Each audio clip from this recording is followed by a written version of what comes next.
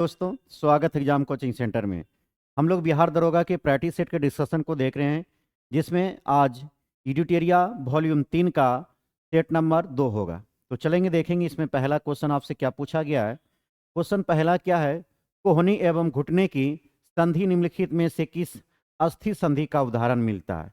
Question है कि कोहनी एवं घुटने की संधि निम्नलिखित में से किस अस्थि संधि का उदाहरण मिलता है। तो किसका मिलता है? यह हिज संधि का उदाहरण है। किसका उदाहरण है? हिज संधि का उदाहरण है। यहाँ पर हिज संधि के बारे में अगर जाने तो यह केवल एक ही दिशा में मोड़ा जा सकता है। यह केवल एक ही दिशा में, यह जो अस्थि होती है अर्थात हड्डी होती है, केवल एक ही दिशा में मोड़ा जा सकता है। दिशा में मोड़ा जा सकता है, दिशा में मोड़ा जा सकता है। तो क्या देखिए, आपका जो हिज संधि है केवल यह आपका अस्थि जो है एक ही दिशा में मुड़ता है। अगर इसकी एग्जाम्पल की अगर बात करें तो इसका एग्जाम्पल हो जाएगा घुटने, घुटने एवं कोहनी, कोहनी का। तो ये घुटने और कोहनी का जो हड्डी होती है वह किसका उदाहरण होगा? हिज का। किसका होगा? हिज का संधि का उदाहरण होती है। वहीं अगर बात करें खुंटी संधि, खुंटी संधि की अगर बात करेंगे तो इसको घुर्नी संधि के नाम से भी जाना जाता है। इसको घुर्नी संधि के नाम से जाना जाता है। तो खुंटी संधि को घुर्नी संधि के नाम से भी जाना जाता है। अगर इसका उदाहरण देखें तो यह मानव शरीर का गर्दन पे पाया जाता है। कहाँ पे आ जाएगा? गर्दन पे। और यह एक निश्चित दिशा में घूम सकता है। अगर खुंटी संधि के हैं या घूर्णन संधि के हैं तो यह एक निश्चित दिशा तक ही घूम सकता है। जैसे कि आप गर्दन को घुमाने का प्रयास करेंगे तो यह एक निश्चित दिशा में ही घूम सकता है। कौन है आपका? घूर्णी संधि। आप लोग घुमा घुमा के देख रहे हैं। तो क्या है? हिज संधि केवल एक ही दिशा में मोड़ा जा सकता है। दूसरा क्या हुआ? खुंटी संधि। खुंटी संधि को ही क्या कहा जाता है? घुर्णी संधि के नाम से जाना जाता है, जिसको आपका उदाहरण देखने को कौन मिलता है? आपका गर्दन मिलता है। चलेंगे क्वेश्चन नंबर अब 2 पे आएंगे हम लोग। क्वेश्चन नंबर 2 क्या कह रहा है कि निम्नलिखित में से कौन सी गैस पीने की पानी को शुद्ध करने के लिए प्रयोग में लाई जाती है। तो वह कौन सी गैस होगा? क्लोरीन होगा। निम्नलिखित में से कौन सी गैस पीने की पानी को शुद्ध करने के लिए प्रयोग में लाई जाती है। तो कौन आता है? Chlorine gas. अगर क्लोरीन की उपयोग की अगर बात करें, क्लोरीन, क्लोरीन की अगर हम लोग उपयोग की बात करेंगे तो इसको कई प्रकार से उपयोग किया जाता है। सबसे पहला हम लोग देखेंगे इसमें आपका ब्लीचिंग। ब्लीचिंग क्या हो जाएगा? ब्लीचिंग एजेंट के रूप में। सबसे पहले क्या देखेंगे? ब्लीचिंग एजेंट के रूप में। इसमें आपका आता है, सबसे पहला प्रयोग होगा कागज, कागज एवं कपड़ा के उद्योग में। कपड़ा एवं कागज एवं कपड़ा के उद्योग में सफेदी लाने के लिए। किस लिए किया जाता है? सफेदी लाने के लिए। क्या देखिए, सबसे पहले अगर ब्लीचिंग एजेंट की बात करेंगे तो क्लोरीन गैस का ब्लीचिंग एजेंट का इस्तेमाल कागज एवं कपड़े के उद्योग में सफेदी लाने के लिए किया जाता है। इसके अलावे घरेलू, घरेलू ब्रिज, घरेलू ब्लीच और यह सफाई उत्पाद में होता है। किसमें? सफाई उत्पाद में, सफाई उत्पाद में किया जाता है। तो ब्लीचिंग एजेंट का दो तरह से हम लोग देखिए, कागज एवं कपड़ा के उद्योग को सफेदी लाने के लिए। घरेलू ब्लीच एवं सफाई उत्पादन में किसका इस्तेमाल किया जाता है? किसका? क्लोरीन गैस का किया जाता है। इसके अलावा अगर देखिए इसका रासायनिक उपयोग से देखें, इसका रासायनिक दृष्टि से, रासायनिक उत्पाद में अगर इसका देखें क्या इस्तेमाल कहाँ पे किया जाता है, तो रासायनिक अगर दृष्टि से इसका देखेंगे तो सबसे पहला क्या आता है? प्लास्टिक, प्लास्टिक बनाने में, जिसको पीवीसी कहते हैं, प्लास्टिक बनाने में। तो प्लास्टिक बनाने में सबसे पहले इसका इस्तेमाल किसका होगा? क्लोरीन का होगा। वहीं दूसरा देखें कीटनाशक, कीटनाशक, कीटनाशक, कीटनाशक में, कीटनाशक बनाने में, कीटनाशक जो आपको पेड़ पौधे को बचाने के लिए जो कीटनाशक का छिड़काव किया जाता है उसमें भी किसका इस्तेमाल रहता है? तो आपका क्लोरीन का होता है। किसका होता है? क्लोरीन का। तीसरा अगर नंबर देखेंगे विलायक उत्पाद में, तीसरा क्या हो जाएगा? विलायक उत्पाद में इसका भी इस्तेमाल किया जाता है। तो विलायक उत्पाद में भी किया जाता है। चौथा कंडीशन देखें तो दवाइयां बनाने में, दवाइयां बनाने में, दवाइयां बनाने में भी किसका इस्तेमाल होती है? क्लोरीन गैस का इस्तेमाल किया जाता है, क्लोरीन का। इसके अलावा पांचवा अगर देखें तो रेफ्रिजरेटर में, रेफ्रिजरेटर में, तो रेफ्रिजरेटर में भी इसका इस्तेमाल किया जाता है, किसका, क्लोरीन का। इसके अलावा टीयर गैस, जिसको क्या कहते हैं, आसरू गैस। आसरू गैस, आसरू गैस को भी बनाने में किसका इस्तेमाल होता है आपका, तो आपका क्लोरीन का। तो रासायनिक दृष्टि से क्लोरीन का इस्तेमाल हम लोग क्या क्या पढ़े यहाँ पर, कि प्लास्टिक बनाने में, कीटनाशक बनाने में, विलायक उत्पाद में, दवाई बनाने में, रेफ्रिजरेटर में, एवं अर्थात आश्रु गैस में भी इसका इस्तेमाल देखने को मिलता है। चलेंगे क्वेश्चन नंबर 3 पे आएंगे।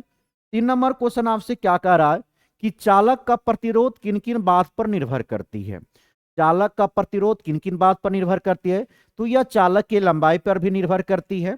इसके बाद अगर दूसरा देखें, एक तो चालक की लंबाई पर निर्भर करती है, दूसरा चालक के परिच्छेद के क्षेत्रफल पर भी निर्भर करता है, तीसरा चालक के तापक्रम पर भी निर्भर करता है। मतलब इसमें जितना भी आपका दिया हुआ ऑप्शन, यह सभी पर निर्भर कौन करता है, आपका चालक का प्रतिरोध। क्या कह रहा था, चालक का प्रतिरोध किन किन बातों पर निर्भर करती है, तो लंबाई पर, क्षेत्रफल पर, तापक्रम पर।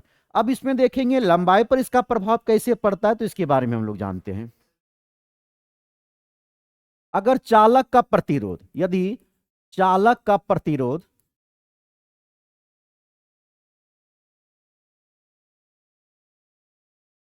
अगर चालक के प्रतिरोध की लंबाई क्या होगा, चालक की प्रतिरोध की लंबाई अगर बढ़ जाए, बढ़ा दी जाए तो क्या होगा, तो प्रतिरोध यहां पर आपका क्या हो जाएगा, चालक का प्रतिरोध बढ़। तो क्या देखिए, चालक का प्रतिरोध का अगर लंबाई बढ़ा दी जाए, अगर चालक की प्रतिरोध की लंबाई बढ़ा दिया जाए तो चालक का प्रतिरोध क्या होगा, यहां पर बढ़ जाएगा। वहीं अगर बात करें कि चालक का चालक के प्रतिरोध की लंबाई, चालक के प्रतिरोध की लंबाई, चालक के प्रतिरोध की लंबाई, चालक के प्रतिरोध की लंबाई, लंबाई अगर घटा दी जाए, लंबाई घटा दी जाए तो उसका चालक का प्रतिरोध यहां पर क्या हो जाएगा, घट जाएगा। क्या हो जाएगा, घट जाएगा। तीसरी बात आती है, अगर चालक का मोटाई बढ़ा दिया जाए, तीसरा कंडीशन क्या कहता है, चालक की मोटाई अगर बढ़ा दी जाए, बढ़ा दी जाए तो क्या होगा, तो चालक का प्रतिरोध घट जाएगा, चालक का प्रतिरोध घट जाएगा, प्रतिरोध क्या होगा, घट जाएगा। तीसरा कंडीशन क्या देखिए, चालक की अगर मोटाई बढ़ जाती है तो चालक का प्रतिरोध क्या होगा, घट जाएगा। चौथा कंडीशन अगर देखा जाए, चालक अगर चालक के तापक्रम, अगर चालक के तापक्रम को बढ़ा दिया जाए, चालक के तापक्रम को बढ़ा दिया जाए तो उसका प्रतिरोध क्या होगा जी, तो उसका प्रतिरोध क्या होगा, बढ़ जाएगा। उसका प्रतिरोध क्या होगा, बढ़ जाएगा। प्रतिरोध क्या होगा, बढ़ जाएगा। लेकिन वही आपका अर्धचालक में यह डिपेंड आपका नहीं करता। अर्धचालक में क्या हो जाएगा, अर्धचालक में ताप अगर बढ़ाएंगे तो उसका क्या हो जाएगा, प्रतिरोध क्या होगा, घट जाएगा। तो चालक के तापक्रम को बढ़ा रहे थे तो उसका प्रतिरोध बढ़ जाता, लेकिन अर्धचालक में ताप बढ़ाने पर वह क्या होती है, घट जाती है। अब यहाँ पे बात आती है प्रतिरोध। प्रतिरोध होता क्या है, इसके बारे में भी जान लीजिए, प्रतिरोध क्या होता है। यह चालक का वह गुण है, यह चालक का वह गुण है, यह वह गुण है जो विद्युत धारा के, यह विद्युत धारा के लगातार प्रभाव, धारा के लगातार प्रभाव में रुकावट बनता है जी। प्रभाव में क्या बनती है, रुकावट बनता, उसी को क्या कहते हैं, प्रतिरोध कहते हैं। तो प्रतिरोध उसी को कहा जाता है जो चालक का वह गुण है जो विद्युत धारा के लगातार प्रभाव में क्या होती है, रुकावट बनती है। विद्युत धारा के प्रभाव में जो रुकावट बनता है उसी को क्या कहा गया, यहाँ पे प्रतिरोध कहा गया। तो इसका आंसर यहाँ पे क्या है, सभी बातों पे डिपेंड कर रहा है। लंबाई पर भी निर्भर कर रहा है, बढ़ने घटने पे कंडीशन देख लिए, या क्षेत्रफल पर भी निर्भर कर रहा है, तापक्रम पर भी निर्भर कर रहा है। अगला क्वेश्चन आएंगे, क्वेश्चन नंबर 4 पे देखेंगे। 4 क्या कहता है, निम्नलिखित में से कौन सा एक रेडियो एक्टिविटी तत्व नहीं है। इसमें कौन हो जाएगा आपका, टाइटेनियम हो जाएगा। कौन हो जाएगा, टाइटेनियम। निम्नलिखित में से कौन सा एक रेडियो एक्टिविटी तत्व नहीं है, तो कौन हो जाएगा, टाइटेनियम हो जाएगा। अगर इसकी बात करेंगे कि टाइटेनियम है क्या, तो यह एक संक्रमण धातु है। कैसन धातु है यह एक संक्रमण धातु है। और जो कहां पे पाई जाती है, डी ब्लॉक में पाई जाती है। आवर्त सारणी के कहां पे पाई जाती है, डी ब्लॉक में पाई जाती है। तो टाइटेनियम एक आपका क्या है, संक्रमण धातु है, जो कहां पे पाई जाती है, डी ब्लॉक में पाई जाती है। अब यहां पे बात आती है रेडियो एक्टिविटी। रेडियो एक्टिविटी की बात करें तो यह क्या आपका छोड़ता है, तो अल्फा, बीटा, गामा, गामा किरणों एवं कणों, किरणों एवं कणों का क्या करता है, यह निष्कासन करता है जी। क्या करता है, निष्कासन या निकलना कहिए। तो अल्फा, बीटा और गामा का निष्कासन करने का कौन को हुआ, आपका रेडियो एक्टिविटी हुआ। अगर देखें कि रेडियो एक्टिविटी की खोज किन्होंने किया था, तो रेडियो एक्टिविटी की खोज 1891 में किन्होंने किया था, हेनरी बेकुरल ने। किन्होंने किया था, हेनरी बेकुरल ने किया था। किन्होंने किया था, हेनरी बेकुरल ने। तो रेडियो एक्टिविटी की खोज 1896 में किनके द्वारा किया गया, हेनरी बेकुरल के द्वारा किया गया। अगर हेनरी बेकुरल ने किस आधार पर किया, तो इन्होंने इसमें पाया कि यूरेनियम से अदृश्य किरणें निकलती है। यूरेनियम से क्या निकलती है, अदृश्य किरणें निकलती है। तो किन्होंने देखा, हेनरी बेकुरल। हेनरी बेकुरल ने देखा कि रेडियो एक्टिविटी से क्या होती है, यूरेनियम से क्या होती है, अदृश्य किरणें क्या होती है, निकलती है बाहर। अगर इसका एग्जाम्पल बात किया जाए कि आपका रेडियो एक्टिविटी तत्व होता कौन है, तो इसमें सबसे पहला कौन हो जाएगा, यूरेनियम। कौन हो जाएगा, यूरेनियम। दूसरा रेडियम, दूसरा हो जाएगा रेडियम। पोलोनियम, तीसरा हो जाएगा पोलोनियम। चौथा हो जाएगा थोरियम। क्या हो जाएगा, थोरियम। क्या हो जाएगा, थोरियम हो जाएगा। तो यूरेनियम, रेडियम, पोलोनियम, थोरियम, ये सब क्या आपका रेडियो एक्टिविटी तत्व है। क्या आपका रेडियो एक्टिविटी। तो यूरेनियम, रेडियम, पोलोनियम और क्या हो गया, थोरियम। इसकी खोज 1896 में किनके द्वारा किया गया था, हेनरी बेकुरल के द्वारा। किनके द्वारा किया गया था, हेनरी बेकुरल के द्वारा किया गया था। चलेंगे नेक्स्ट क्वेश्चन देखेंगे, क्वेश्चन नंबर 5 पे आएंगे। 5 नंबर क्वेश्चन का रहा है, डीपीटी वैक्सीन का प्रयोग किन बीमारी के लिए किया जाता है, तो डिप्थीरिया, काली खांसी और किस लिए होता है, टेटनस के लिए होता है। तो डीपीटी वैक्सीन का प्रयोग किन बीमारियों के लिए किया जाता है, तो यह 3 बीमारी इसमें आता है, डिप्थीरिया, काली खांसी और क्या आता है, टेटनस आता है। नेक्स्ट क्वेश्चन देखेंगे, क्वेश्चन नंबर 6 पे आएंगे। 6 का रहा है, निम्नलिखित में से किसमें खुला परिसंचरण तंत्र पाया जाता है जी। तो यह किसमें पाया जाता, ऑर्थोपोडा में। निम्नलिखित में से किसमें खुला परिसंचरण तंत्र पाया जाता, ऑर्थोपोडा में खुला परिसंचरण तंत्र पाया जाता है। अगर इसके अलावे देखिए हम लोग खारे जल में, खारे जल में रहने वाले, खारे जल में रहने वाला कौन सा संघ के अंतर्गत आता, तो संघ पोरीफायरा में आता। संघ पोरीफायरा में आता। किस में आता, संघ पोरीफायरा। अगर आपसे एग्जाम में पूछे कि खारे जल में पाए जाने वाले जीव जंतु किस संघ के अंतर्गत आता है, तो संघ पोरीफायरा के अंतर्गत आता। किसके अंतर्गत आता, संघ पोरीफायरा। अगर इसका एग्जाम्पल की बात करें तो क्या हो जाएगा, साइकन। क्या हो जाएगा, साइकन हो जाएगा। मायोनिया, क्या हो जाएगा, मायोनिया। अस्पंज हो जाएगा। क्या हो जाएगा, अस्पंज। तो साइकन, मायोनिया और अस्पंज यह किसका उदाहरण है, संघ पोरीफायरा का उदाहरण होगा। वहीं अगर दूसरा देखें, संघ प्लेटे हेलमेंथिस, संघ प्लेटे हेलमेंथिस, हेलमेंथिस क्या हो जाएगा, संघ प्लेटे हेलमेंथिस। अगर संघ प्लेटे हेलमेंथिस की बात करें तो इसमें क्या होती है, पाचन तंत्र विकसित नहीं होती। इसमें पाचन तंत्र पूर्णतः विकसित नहीं होती। इसमें पाचन तंत्र विकसित नहीं होती है। इसमें पाचन तंत्र क्या होती है, विकसित नहीं होती है। तो अगर इसकी एग्जाम्पल की बात करें तो इसका एग्जाम्पल इसमें हो जाएगा प्लेनेरिया, प्लेनेरिया, प्लेनेरिया और क्या आ जाएगा, फीता कृमि आ जाएगा। क्या आ जाएगा, फीता कृमि आ जाएगा।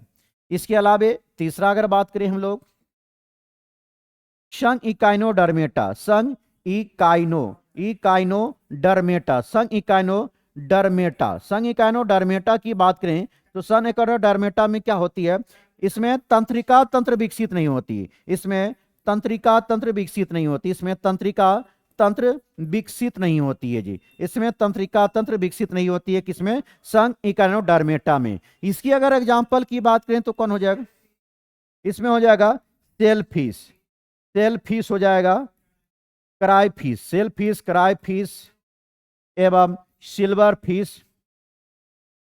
यह सब किस में आ जाएगा आपको, संघ इकाइनोडर्मेटा। किस में आ जाएगा, संघ इकाइनोडर्मेटा। इसके अलावा देखिए चौथा अगर देखें बात करें शंख मोलास्का की बात करें, शंख मोलास्का, शंख मोलास्का की अगर बात करेंगे, इसमें श्वसन किस माध्यम से होता है जी? तो इसमें श्वसन होता है गिल्स के माध्यम से, गिल्स या टीनिडिया, गिल्स या टीनिडिया के माध्यम से होता है। गिल्स या किसके माध्यम से होती है?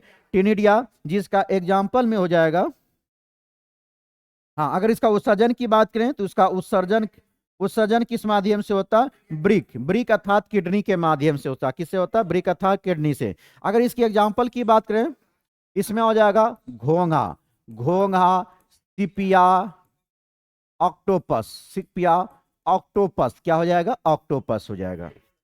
इसके अलावा और एक देख ले हम लोग एक्स्ट्रा, अगर इसके बाद देखिए संघ ऑर्थोपोडा की बात कर लें, इसमें क्या होता है? रुधिर, रुधिर परिसंचन तंत्र, रुधिर परिसंचन तंत्र क्या होता है? खुला रहता है, जो आपका एग्जाम में इसमें पूछा हुआ खुला परिसंचन तंत्र, इसमें क्या होता है? खुला रहता है। यह क्या होता है? आपका एक लिंगी होता है। यह आपका जीव जंतु जो होता है एक लिंगी होता है। कैसा होता है? एक लिंगी होता है। अगर इसका एग्जाम्पल की बात करें, आराम से आराम से, एग्जाम्पल क्या होता है? तेलचट्टा, क्या होता है? तेलचट्टा। इसके बाद झींगा मछली, झींगा मछली। उसके बाद हो जाएगा खटमल, क्या हो जाएगा? खटमल, टिड्डा, ये सब किस में आता है? आपका एक ऑर्थोपोडा में आते। चलेंगे एक बार पुनः रिपीट करते हैं हम लोग क्या क्या देखे यहाँ पे। तो खारे जल, खारे जल में जो आपका खारे जल में आता है वह किस में रखा जाता है? संघ पोरीफेरा संघ में। किस में रखा जाता है? संघ पोरीफेरा। जितने भी जीव जंतु आपके खारे जल में पाए जाते हैं वो किस संघ के अंतर्गत आता? संघ पोरीफेरा के अंतर्गत आता है, जिसका एग्जाम्पल क्या देखे? साइकन, मायोनिया और स्पंज। साइकन, मायोनिया और क्या आता? स्पंज। दूसरा कौन सा संघ पढ़े हम लोग? संघ प्लेटी हेलमेंथिस। कौन सा देखे? संघ प्लेटी हेलमेंथिस। इसमें पाचन तंत्र क्या होता? पूर्णतः विकसित नहीं होती है, जिसका उदाहरण क्या था? प्लेनेरिया और क्या था? फीता कृमि। प्लेनेरिया और क्या था? फीता कृमि। तीसरा अगर बात करें तो क्या आता? संघ इकानोडर्मेटा। कौन आता? संघ इकानोडर्मेटा, जिसमें तंत्रिका तंत्र पूर्णतः क्या होती? यहां पर विकसित नहीं होती, जिसकी उदाहरण था सेल फिश, क्रायफिश और क्या होता? Silver fish. इसके अलावा देखें हम लोग संघ मोलास्का की बात किए, तो संघ मोलास्का की अगर बात करें जाए तो संघ मोलास्का में क्या देखें? यह श्वसन जो है गिल्स के माध्यम से करता है। किस माध्यम से करता है? गिल्स या टिनिडिया के माध्यम से करता है। और इसका उत्सर्जन किस माध्यम से होता है? किडनी के माध्यम से होती है। इसका एग्जाम्पल था घोंघा, सिपिया और क्या था? ऑक्टोपस। इसके अलावा ऑर्थोपोडा की बात की, जो कि आपका क्वेश्चन पूछा है कि इसमें रुधिर परिसंचन तंत्र क्या रहता है? आपका खुला हुआ रहता है, जैसे कि मानव में आपका बंद रहता है, जबकि ऑर्थोपोडा में जितना भी जीव जंतु पाए जाते हैं उसका रुधिर परिसंचन तंत्र क्या रहता है? खुला हुआ रहता है। और यह आपका एक लिंगीय जंतु होता है, जिसका उदाहरण कौन था? तेलचट्टा, झींगा मछली, खटमल, टिड्डा, ये सब किसमें आएगा? ऑर्थोपोडा में। अगला आएंगे क्वेश्चन, क्वेश्चन नंबर 7 पे आएंगे। निलंबन में परिक्षेपित कणाओं का आकार कितना होता है जी? तो यह हो जाएगा 10 पे पावर -3 से लेकर 10 पे पावर -4 सेंटीमीटर। निलंबन में परिक्षेपण कणाओं का आकार कैसा होता है? 10 पे पावर -3 से लेकर 10 पे पावर -4। इसके पहले थोड़ा सा हम लोग केमिस्ट्री का यह है, तो केमिस्ट्री के बारे में थोड़ा सा जान लें, विलयन और विलायक के बारे में। अगर विलयन विलयन में विलय की मात्रा, विलयन में विलय की मात्रा पर्याप्त मात्रा में घुली रहती है, तो उसे क्या कहेंगे? सांद्र विलयन कहेंगे। क्या कहेंगे? सांद्र विलयन कहेंगे। क्या कहेंगे? सांद्र विलयन। तो विलयन में विलय की पर्याप्त मात्रा घुली हो, उसको क्या कहेंगे? सांद्र विलयन कहेंगे। दूसरा अगर बात करें हम लोग, जिसमें विलय की मात्रा कम हो, जिसमें विलय की मात्रा कम घुला हो, जिसमें विलय की मात्रा कम घुला हुआ हो, उसको क्या कहेंगे हम लोग? उसको तनु विलयन कहा जाता है। क्या कहा जाता? तनु विलयन के नाम से जाना जाता। पहले यहां पर दो क्वेश्चन को समझेंगे। पहला क्या देखे? विलयन में विलय की मात्रा अगर पर्याप्त मात्रा में घुला हुआ रहे तो उसको क्या कहेंगे? सांद्र विलयन कहेंगे। क्या कहेंगे? सांद्र विलयन कहेंगे। और जिसमें विलय की मात्रा कम मात्रा में घुला हुआ हो उसको क्या कहेंगे? तनु विलयन कहेंगे। क्या कहेंगे? तनु विलयन के नाम से जाना जाता है। अब इसके अलावा हम लोग समझेंगे क्वेश्चन के अनुसार। यहां पे क्या आता? परिक्षेपण आता है जी। परिक्षेपण, अगर परिक्षेपण की बात करेंगे तो परिक्षेपण मुख्यतः दो पदार्थ से मिलकर बना होता है जी। पहला होगा आपको विषमांग पदार्थ। क्या होगा? विषमांग पदार्थ होता है। क्या होता है? विषमांग पदार्थ। चलिए इसको फिर से लिख देते हैं। अगर परिक्षेपण के बारे में हम लोग जान रहे हैं, परिक्षेपण, परिक्षेपण की अगर बात करें तो परिक्षेपण मुख्यतः कितने पार्ट में आएगा? दो पदार्थ से बना होता है। एक होता है विषमांग पदार्थ। क्या होता है? विषमांग पदार्थ। कौन होता है? विषमांग पदार्थ से बना होता है। दूसरा क्या होता है आपका? क्षमांग पदार्थ। दूसरा क्या होता है? क्षमांग पदार्थ से मिलकर बना होता है जी। इसके बाद अगर देखें विषमांग पदार्थ का कौन हो जाएगा? इसमें हो जाएगा निलंबन। कौन हो जाएगा? निलंबन। निलंबन। और इसके अलावा हो जाएगा कोलाइड हो जाएगा। क्या हो जाएगा? कोलाइड। समांग मिश्रण की बात करेंगे तो यह हो जाएगा वास्तविक विलयन हो जाएगा। क्या हो जाएगा? वास्तविक विलयन हो जाएगा। क्या हो जाएगा? वास्तविक विलयन हो जाएगा। अब हम लोग तो परिक्षेपण के बारे में देखें कि परिक्षेपण मुख्यतः दो पदार्थ से मिलकर बना है। ये तो विषमांग पदार्थ, दूसरा समांग पदार्थ। विषमांग पदार्थ का कौन हो गया? निलंबन और कोलाइड हुआ। समांग पदार्थ का कौन हुआ? वास्तविक विलयन हुआ। अब हम लोग इसको डिटेल से जानते हैं कि निलंबन क्या है। इसके कणों के आकार की अगर बात करेंगे, इसके कणों का आकार, कणों की आकार की बात करें तो कितना रहेगा? 10⁻³ से लेकर 10⁻⁴ तक होता है। इसको आंखों से आराम से देखा जा सकता है। इसके आंखों से आराम से इसको देख सकते हैं जी, देख सकते हैं। इसके अलावा इसको छानना से भी आराम से छाना जा सकता है। छानना से भी छाना जा सकता है, छाना जा सकता है। इसके अलावा कोलाइड की बात करेंगे हम लोग। हाँ, अगर इसका एग्जाम्पल देख लेंगे, एग्जाम्पल में हो जाएगा नदी का गंदा पानी। नदी का गंदा पानी, नदी का गंदा पानी हो जाएगा। उसके अलावा वायु में धुआं, वायु में धुआं हो जाएगा। वायु में क्या हो जाएगा? धुआं। इसके अलावा कोलाइड की बात करें, इसका कणों का आकार हो जाएगा, कणों का आकार। इसके कणों की आकार की बात करें तो कितना हो जाएगा? 10⁻⁵ से 10⁻⁷ होगा। इसको आंखों से नहीं देख सकते जी, इसके आंखों से, इसको आंखों से नहीं देखा जा सकता, नहीं देखा जा सकता। इसके अलावा इसे छाना भी नहीं जा सकता, इसको छानना से छाना भी नहीं जा सकता। तीसरा बात, इसकी एग्जाम्पल की अगर बात करें तो कौन हो जाएगा? दूध, दूध, गोंद, रक्त, यह सब किसका उदाहरण है? आपका कोलाइड का। इसके अलावा सियाई भी हो जाएगा। सियाई भी किसका उदाहरण है? कोलाइड का। अब आती है बात वास्तविक विलयन की। वास्तविक विलयन की अगर कणों की त्रिज्या की बात करें, इसके 10⁻⁷ से लेकर 10⁻⁸ तक होता है। यह आपका सबसे अस्थाई, सबसे अस्थाई एवं पारदर्शक होता है जी, पारदर्शक होता है। मतलब पारदर्शक का मतलब क्या हुआ? आर पर आप आराम से देख सकते हैं। चलेंगे हम लोग क्या क्या समझे यहाँ पे। सबसे पहले परिक्षेपण की बात किए। परिक्षेपण दो मुख्य पदार्थ से मिलकर बना हुआ था। एक विषमांग पदार्थ, दूसरा क्या था? समांग पदार्थ।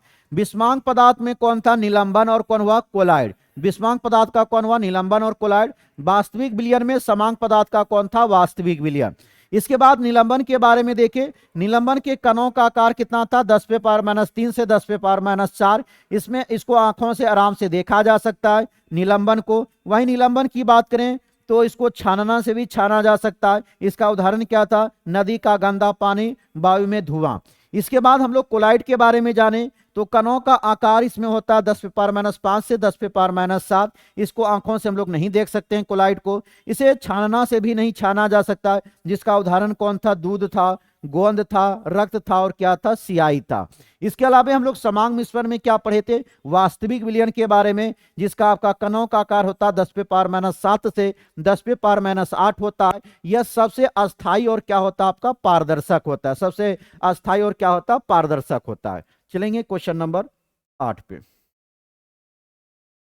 8 नंबर क्वेश्चन क्या कह रहा है? लिमोनाइट निम्नलिखित में से किस धातु का अयस्क है जी? तो किसका है? यह लोहा का। लिमोनाइट किसका अयस्क है? तो यह लोहा का है। इसके अलावा अगर लोहा की अगर हम लोग लोहा की अगर अयस्क की बात करेंगे तो लोहा का सबसे पहले देखेंगे कौन हो जाएगा? हेमाटाइट होगा। कौन सा होगा? हेमाटाइट होगा। दूसरे बात मैग्नेटाइट होगा। क्या होगा? मैग्नेटाइट होगा। तीसरा लिमोनाइट होगा। क्या होगा? लिमोनाइट होगा। उसके बाद होगा सीडेराइट, क्या होगा, सीडेराइट हो जाएगा। उसके अलावा आयरन पाराइट, आयरन पाराइट हो जाएगा, क्या हो जाएगा, आयरन पाराइट। उसके अलावा केल्पोपराइट, केल्पोपराइट हो जाएगा, क्या हो जाएगा, केल्पोपराइट। तो यह किसका है, आपका लोहा का है। अगर हम लोग लोहा की बात करेंगे तो लोहा में कौन कौन एस्क देखे, तो hematite, magnetite, hematite, magnetite, limonite, hematite, magnetite, limonite, siderite, iron pyrite और केल्पोपराइट किसका एस्क है, आपका लोहा का। वहीं अगर लेड की बात करें तो लेड का कौन हो जाएगा, गेलेना हो जाएगा, कौन हो जाएगा, गेलेना, अर्थात सीसा का एस क्या है, गेलेना है। कोबाल्ट की अगर बात करें इसका क्या हो जाएगा, स्मेल्टाइट, क्या हो जाएगा, स्मेल्टाइट।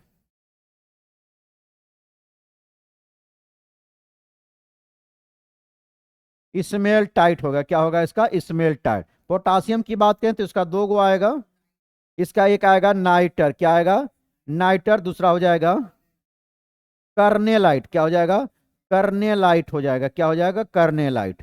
तो यह सारे एस्क है जी। आपका अगर केमिस्ट्री में देखेंगे तो एस्क से हमेशा एक क्वेश्चन पूछा जाता है।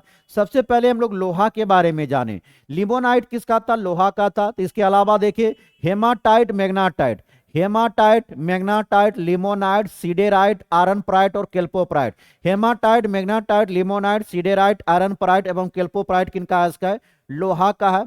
स्मेल्टाइट की बात करें तो किसका है, कोबाल्ट का। स्मेल्टाइट किनका है, कोबाल्ट का। लेड अर्थात सीसा का क्या है, गेलेना है। और पोटासियम का है नाइटर और कर्नेलाइट, क्या है आपका, नाइटर और कर्नेलाइट। नेक्स्ट क्वेश्चन, क्वेश्चन नंबर 9 पे आएंगे। 9 नंबर क्वेश्चन क्या करा है, निम्नलिखित में से किसे रोमन विट्रोल के नाम से जाना जाता है जी। तो किसको जाना जाता, नीलाथोता। निम्नलिखित में से किसे रोमन विट्रोल के नाम से जाना जाता, नीलाथोता को जाना जाता है। इसको क्या कहा जाता, कॉपर सल्फेट, क्या कहा जाता, कॉपर सल्फेट के नाम से जाना जाता है। जिसका फॉर्मूला क्या हो जाएगा, CuSO4 इंटू 5H2, क्या होगा, CuSO4 इंटू 5H2। इसको क्या कहा गया आपको, रोमन विट्रोल के नाम से जाना जाता है। इसके अलावा देखिए आपका लाल थोता है, उजला थोता, हरा कशिश। अगर लाल थोता की बात करें तो इसको क्या कहेगा, कोबाल्ट, क्या हो जाएगा जी, कोबाल्ट सल्फेट हो जाएगा। इसका फॉर्मूला क्या होता है, cobalt sulphate, COSO4, COSO4 into into 7H2O होगा। इसके अलावा देखिए उजला थोता, इसका होता है जिंक सल्फेट होता है जी, क्या होता है, जिंक सल्फेट, जिसका हो जाएगा ZnSO4 इंटू 7H2O हो जाएगा। अगर हरा कशिश की बात करें तो क्या देखिए आपका कॉपर सल्फेट, कॉपर सल्फेट हरा खसीस, इसका फॉर्मूला हो जाएगा FeSO4 7H2O, क्या हो जाएगा, 7H2O हो जाएगा। तो क्या जाने यहां पर हम लोग देखिए नीला थोता, नीला थोता क्या हो गया, कॉपर सल्फेट। नीला थोता का फॉर्मूला क्या होता, कॉपर सल्फेट, जिसका फॉर्मूला हुआ CuSO4 5H2O। लाल थोता की बात करें तो इसको क्या कहें, कोबाल्ट सल्फेट, CuSO4 7H2O। उजला थोता की बात करें तो जिंक सल्फेट, ZnSO4 7H2O। उसके बाद हरा कस, इसका फॉर्मूला क्या हुआ, FeSO4 और 7H2, FeSO4 इंटू 7H2। चलेंगे क्वेश्चन नंबर 10 पे आएंगे। 10 नंबर क्या कर रहा है, निम्नलिखित में से किसे नॉवेल का तेल कहा जाता है जी। तो ट्राई नाइट्रोटॉल्यूइन को, अच्छा ग्लिसरीन हो जाएगा, इसमें कौन हो जाएगा, आपका ग्लिसरीन हो जाएगा। तो निम्नलिखित में से किसे नॉवेल का तेल कहा जाता है, तो ट्राई नाइट्रोग्लिसरीन को कहा जाता है। तो क्या देखिए अगर इसको क्या कहेंगे, शॉर्ट में अगर कहेंगे तो ट्राई नाइट्रोग्लिसरीन को TNG कहा जा सकता है, क्या कहा जाता है, TNG के नाम से जाना था। वहीं ट्राई नाइट्रोटॉल्यूइन की अगर बात करें तो क्या कहेंगे इसको, इसको TNP कहेंगे, TNP, क्या कहेंगे, TNP। और ट्राइनाइट्रोटॉल्यूइन की अगर बात करें TND होगा, टी हो जाएगा, TNT, टी होगा, क्या होगा, TNT, टी। ट्राइनाइट्रोटॉल्यूइन की बात करें तो क्या होगा, TNT, टी। तो क्या कह रहा था, निम्नलिखित में से किसे नॉवेल का तेल कहा जाता, तो आपको ट्राइनाइट्रोग्लिसरीन को कहा था। किसको कहा था, ट्राइनाइट्रोग्लिसरीन। क्वेश्चन नंबर 11 पे आएंगे। 11 क्या कहता है, निम्नलिखित में से सबसे प्रबल ऑक्सीकारक कौन सा तत्व होती है। कौन होता? फ्लोरीन होता। निम्नलिखित में से सबसे प्रबल ऑक्सीकारक कौन होता? फ्लोरीन होता। अब आता ऑक्सीकारक किसको कहा जाता है? जो इलेक्ट्रॉन, जो इलेक्ट्रॉन को क्या करेगा जी, यहाँ पे इलेक्ट्रॉन को ग्रहण करेगा, उसी को क्या कहेंगे? ऑक्सीकरण अथवा ऑक्सीडाइजिंग कहा जाता है। तो जो इलेक्ट्रॉन को ग्रहण करेंगे उसी को क्या कहेंगे? ऑक्सीकारक का। तो निम्नलिखित में से सबसे प्रबल ऑक्सीकारक कौन है आपका? फ्लोरीन होता है। कौन होता है? फ्लोरीन होता है। अगले क्वेश्चन पे आएंगे। क्वेश्चन नंबर 12 आपसे क्या कह रहा है? क्वेश्चन नंबर 12 में दिया है कि जीवदर सिद्धांत के प्रवर्तक निम्नलिखित में से किसे माना जाता है? तो कौन था? हर्टविग को माना जाता। जीवदर का सिद्धांत कौन था? हर्टविग। डीएच मॉर्गन ने कौन सा सिद्धांत दिया था? ये आपका जीव जीव दर्व सिद्धांत, आपका जीव सिद्धांत दिया था। कौन सा दिया था? जीव सिद्धांत दिया था। इसके अलावा देखिए आपको स्लाइडेन स्वान ने क्या दिया था? कोशिका का सिद्धांत दिया था। क्या दिया था? कोशिका का सिद्धांत।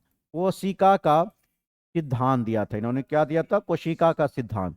इसके बाद कैरोलस लिनियस ने क्या दिया? द्विनाम द्विनाम पद्धति दिया था। क्या नाम दिया था? द्विनाम पद्धति किन्होंने दिया था? कैरोलस लिनियस ने। तो क्या देखे आपका डीएच मॉर्गन ने क्या दिया? जीव सिद्धांत दिया था। स्लाइडेन स्वान ने क्या दिया था? कोशिका सिद्धांत। और कैरोलस लिनियस ने क्या दिया था? द्विनाम पद्धति। क्या दिया था? द्विनाम पद्धति। और हर्टविग का क्या रहा? जीवदर्भ सिद्धांत। हर्टविग का क्या रहा? जीवदर्भ सिद्धांत। इसके अलावा देखिए आनुवांशिकता का सिद्धांत। आनुवांशिकता आनुवांशिकता का सिद्धांत किन्होंने दिया था?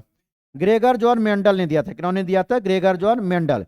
इसके अलावा देखिए उपार्जित उपार्जित लक्षणों का अध्ययन किन्होंने दिया था? लेमार्क ने दिया था। किन्होंने दिया था? लेमार्क ने दिया था। उपार्जित लक्षणों का अध्ययन किन्होंने दिया था? लेमार्क ने दिया था। एवं इसके अलावा देखिए प्राकृतिक वर्णवाद का सिद्धांत। प्राकृतिक वर्णवाद का सिद्धांत किन्होंने दिया था? डार्विन ने दिया था। किन्होंने दिया था? डार्विन ने। प्राकृतिक वर्णवाद का सिद्धांत किन्होंने दिया था? डार्विन ने दिया। तो प्राकृतिक वर्णवाद का सिद्धांत डार्विन ने दिया। आनुवांशिकता का सिद्धांत ग्रेगर जॉन मेंडल ने दिया। उपार्जित लक्षणों का अध्ययन किन्होंने दिया था? आपका लेमार्क ने दिया था। अगला क्वेश्चन, क्वेश्चन नंबर 13 पे आते हैं। निम्नलिखित में से मूत्र में किसकी मात्रा बढ़ने पर किसी व्यक्ति में टाइप 1 डायबिटीज होने का खतरा बढ़ जाता? तो किसको? कीटोन की मात्रा बढ़ने पर। निम्नलिखित में मूत्र में किसकी मात्रा बढ़ने पर किसी व्यक्ति में टाइफाइड 1 डायबिटीज होने का खतरा बढ़ जाता? तो किसके कारण होगा? कीटोन के कारण होती है। अगर रक्त में देखें तो अगर बात करें कि रक्त में अगर कीटोन की मात्रा बढ़ जाए, रक्त में कीटोन की मात्रा बढ़ेगा तो रक्त क्या बन जाएगा आपका? यह अम्लीय हो जाएगा। रक्त क्या हो जाता? अम्लीय हो जाता। तो रक्त में अगर कीटोन की मात्रा बढ़ जाता है तो रक्त आपका क्षारीय से किस में आ जाता? अम्लीय में कन्वर्ट हो जाती है। अगला क्वेश्चन, क्वेश्चन नंबर 14। 14 क्या कहता है? निम्नलिखित में से कौन सा सूक्ष्म जीव आमतौर पर फलीदार पौधे के लिए आपका उर्वरक माने जाते हैं? तो कौन होता है? राइजोबियम। निम्नलिखित में से कौन सा सूक्ष्म जीव आमतौर पर फलीदार पौधे के लिए जैव उर्वरक के रूप में उपयोगी माना जाता? कौन होता है? राइजोबियम। आपको पता होनी चाहिए सभी दलहनी फौसले में क्या पाया जाती है? आपका राइजोबियम पाया जाता है। क्या पाया जाता? राइजोबियम। अगर इसको देखें पौधे या पौधे के जड़ों के साथ, पौधे के जड़ों के साथ क्या कहता है? यह सहजीवी संबंध स्थापित करता है। सहजीवी संबंध को स्थापित करता है। तो राइजोबियम क्या होता है? पौधे के जड़ों के साथ यह सहजीवी संबंध को बनाने का काम करता है। चलेंगे इसके अलावा देखेंगे क्वेश्चन नंबर 15 पे। 15 नंबर क्या कहता है? आपको मिलान करने के लिए दिया है। पोलारीमीटर। पोलारीमीटर की अगर बात करें तो यह किससे होगा? समतल ध्रुवीकृत प्रकाश का ध्रुव आपका घूर्णन हो जाएगा जी। तो पोलरीमीटर का बात हुआ तो समतल ध्रुवीकृत प्रकाश का घूर्णन हो जाएगा। पोटेशियोमीटर की अगर बात करें, यह तो विद्युत विभवांतर को मापने का काम करता है। पोटेशियोमीटर किसमें आएगा? विद्युत विभवांतर में। कैलोरीमीटर की बात करें, यह विशिष्ट उष्मा क्षमता हो जाएगी। कैलोरीमीटर किसको मापता है? विशिष्ट उष्मा क्षमता को। और रूलर किसको मापता है? लंबाई। रूलर क्या हो गया? लंबाई। तो पोलरीमीटर किसके लिए व्यक्त हुआ? समतल ध्रुवीकृत प्रकाश का घूर्णन के लिए। आपका पोटेशियोमीटर विद्युत विभवांतर के लिए। कैलोरीमीटर किसके लिए हो गया? विशिष्ट उष्मा क्षमता के लिए। और रूलर किसके हो गया? लंबाई के लिए। इसमें ऑप्शन कौन बन जाएगा? ऑप्शन नंबर ए बन जाएगा। नेक्स्ट क्वेश्चन, क्वेश्चन नंबर 16 पे आएंगे। 16 कहता है निम्नलिखित में से कौन सा नियम बताता है कि एक स्थिर वस्तु स्थिर अवस्था में ही रहेगी और गतिमान वस्तु एक नियत वेग के साथ गति ही जारी रहेगा तब तक जब तक कि उस पर कोई बाही बल न लगे। तो न्यूटन का दूसरा नियम, सॉरी पहला नियम होगा। कौन हो जाएगा? पहला नियम। न्यूटन का कौन सा होगा? पहला नियम। मतलब जड़त्व के बारे में बात कर रहा है। निम्नलिखित में से कौन सा नियम बताता है कि स्थिर वस्तु स्थिर अवस्था में रहेगी और गतिमान वस्तु गतिमान अवस्था में रहेगा तब तक कि जब तक उस पर कोई बाह्य बल कार्य ना करे। तो वह कौन सा कहता? न्यूटन का प्रथम नियम, पहला नियम कहता। कौन करता? पहला नियम। पहला नियम को ही जड़त्व का नियम या गैलीलियो के नियम के नाम से जाना जाता है। तो इनको ही जड़त्व का नियम या गैलीलियो के नियम के नाम से जाना जाता है। तो क्या देखिए, जड़त्व आपका जड़त्व गैलीलियो के नियम, जड़त्व और गैलीलियो के नियम से किनको जाना जाता? न्यूटन के प्रथम नियम को जाना जाता। वहीं देखिए न्यूटन का दूसरा नियम भी है, न्यूटन का तीसरा भी नियम है। एफ इक्वल टू क्या होता है? यहाँ पर एम ए फॉर्मूला बनती है। तीसरा की अगर बात करें, तीसरा नियम में क्या होता है? क्रिया के प्रति क्या होती है? विपरीत क्रिया ही होती है। यह न्यूटन का तीसरा नियम है। भौतिक का पिता अगर बात किया जाए तो किनको कहा जाता है? न्यूटन साहब को ही कहा जाता है। भौतिक का पिता किनको कहा जाता? न्यूटन साहब को कहा जाता है। इनके पुस्तक का नाम क्या था? प्रिंसिपिया था। इनके पुस्तक का नाम क्या था? प्रिंसिपिया। इसके पुस्तक का नाम क्या था? प्रिंसिपिया। जो कब आया था? 1687 में। कब आया था? 1687 में। अगले क्वेश्चन नंबर 17 पे आएंगे। 17 नंबर क्या कर रहा है? गुरुत्वीय त्वरण के संबंध में निम्नलिखित में से कौन सा कथन सत्य है? तो यह पृथ्वी की सतह पर हर जगह स्थिर रहता है, यह आपका बढ़ती ऊंचाई के साथ बढ़ती है या ऊंचाई बढ़ने के साथ घटती है, उपरोक्त में से एक से अधिक। तो इसमें यह ऊंचाई बढ़ने के साथ क्या होती है? घटती है। अगर गुरुत्वीय त्वरण की बात हो रही है तो सबसे पहले हम लोग जान लेंगे कि बड़ी जी का मान, बड़ी जी का मान 6.67 इंटू 10⁻⁻11 न्यूटन मीटर स्क्वायर पर केजी स्क्वायर क्या होता है? 6.67 इंटू 10⁻⁻11 न्यूटन मीटर स्क्वायर पर क्या होता है? केजी स्क्वायर बड़ी जी का मान होती है। वहीं सार्वत्रिक गुरुत्वाकर्षण का मान, सार्वत्रिक सार्वत्रिक गुरुत्वाकर्षण की अगर मान करें, सार्वत्रिक गुरुत्वाकर्षण का मान किन्होंने दिया था? हेनरी कैवेंडिश ने दिया था। किन्होंने? हेनरी कैवेंडिश ने। किन्होंने दिया था? कैवेंडिश। तो किन्होंने दिया था? हेनरी कैवेंडिश ने। कब दिया था आपका? 1788 में। कब दिया था? 1788 में। तो सार्वत्रिक गुरुत्वाकर्षण का नियम हेनरी कैवेंडिश ने कब दिया था? 1788 में दिया था। इसके बाद अगर छोटी जी की मान बात करें, ध्यान में रखेंगे कि बड़ी जी का मान कभी भी चेंज नहीं होता है। जब भी चेंज होगा तो छोटी जी का मान होता है, जिसका मान होता है 9.8 मीटर प्रति सेकंड स्क्वायर। क्या होता है? मीटर प्रति सेकंड स्क्वायर। अगर छोटी जी की मान के बारे में अगर बात करें तो प्रथम नियम इसका है, अगर पृथ्वी के सतह से ऊपर या नीचे, पृथ्वी के सतह से ऊपर या नीचे जाएगा, नीचे जाने पर क्या होता है? तो जी का मान घट जाएगा। जी का मान क्या होगा? घटेगा। वहीं दूसरा कंडीशन देखिए, अगर पृथ्वी के ध्रुव पर देखा जाए तो जी का मान क्या होगा? महत्तम होती, मतलब सबसे ज्यादा कहां पे होती है? ध्रुव पे होता है जी। तीसरा अगर बात करें कि पृथ्वी के विषुवत रेखा पर छोटी जी का मान क्या होता है? न्यूनतम होता है। क्या होता है? न्यूनतम होती है। वहीं चौथा कंडीशन अगर इसका देखें कि अगर पृथ्वी की घूर्णन गति बढ़ जाए, पृथ्वी की घूर्णन गति अगर बढ़ जाए तो जी का मान क्या हो जाएगा? घट जाएगा। और पांचवा कंडीशन देखिए, अगर पृथ्वी का घूर्णन गति घट जाए तो जी का मान क्या हो जाएगा? बढ़ जाएगा। जी का मान क्या होगा? बढ़ जाएगा। तो इसमें क्या क्या जाने? छोटी जी का मान आपको कितना रहा? 9.8 मीटर प्रति सेकंड स्क्वायर। सार्वत्रिक गुरुत्वाकर्षण नियम दिया किन्होंने था? हेनरी कैवेंडिश ने। कब दिया था? 1788 में। प्रथम देखे थे कि पृथ्वी की सतह से ऊपर या नीचे जाएंगे तो छोटी जी का मान क्या होगा? घटेगा। पृथ्वी के ध्रुव पर जी का मान सबसे ज्यादा महत्तम होती है। पृथ्वी के अगर विषुवत रेखा पर देखे जाए तो जी का मान क्या होता है? न्यूनतम होती है। पृथ्वी की घूर्णन गति बढ़ने पर जी का मान कम हो जाएगा। अब पृथ्वी का घूर्णन गति घटेगा तो जी का मान क्या होगा? स्वाभाविक है वह क्या होगा? बढ़ेगा। अगला क्वेश्चन नंबर 18 पे आता है। 18 क्या कहता है? किस प्रकार की तरंग का विस्थापन तरंग प्रसार की दिशा के लंबवत होती है जी? तो यह अनुप्रस्थ तरंग होता है। कौन होती है? अनुप्रस्थ। तो अगर प्रकाश की बात करें तो प्रकाश कैसी तरंग है जी? अनुप्रस्थ तरंग है। प्रकाश कैसी तरंग है? अनुप्रस्थ है। वहीं ध्वनि की अगर बात करें तो ध्वनि कैसी तरंग है? अनुधरी तरंग है। ध्वनि कैसी तरंग है? अनुधर तरंग। तो किसी प्रकार के तरंग का विस्थापन तरंग प्रसार की दिशा में लंबवत होती है, वह कौन होती है? अनुप्रस्थ तरंग होती है। और अनुधर की उदाहरण कौन देखिए? ध्वनि अनुप्रस्थ का कौन हो गया? प्रकाश हो गया। नेक्स्ट क्वेश्चन की बात करेंगे। क्वेश्चन नंबर 19 क्या कहता? आधुनिक आवर्त सारणी के किस वर्ग में ऊपर से नीचे जाने पर परमाणु की त्रिज्या के मान में क्या परिवर्तन होगा? तो यह बढ़ेगा। आधुनिक आवर्त सारणी के किस वर्ग में ऊपर से नीचे जाने पर परमाणु की त्रिज्या के मान में क्या होता है? यह बढ़ते जाता है। आप लोग जानते हैं कि आवर्त सारणी सबसे पहले किन्होंने दिया था? 1869 में मेंडलीव का आया था। सबसे पहले आवर्त सारणी किनका आता है? मेंडलीव का आता है। उसके बाद आधुनिक आवर्त सारणी की बात करें तो वह किन्होंने दिया था? 1913 में मौसले का था। किनका था? मौसले का था। नेक्स्ट क्वेश्चन देखेंगे, क्वेश्चन नंबर 20।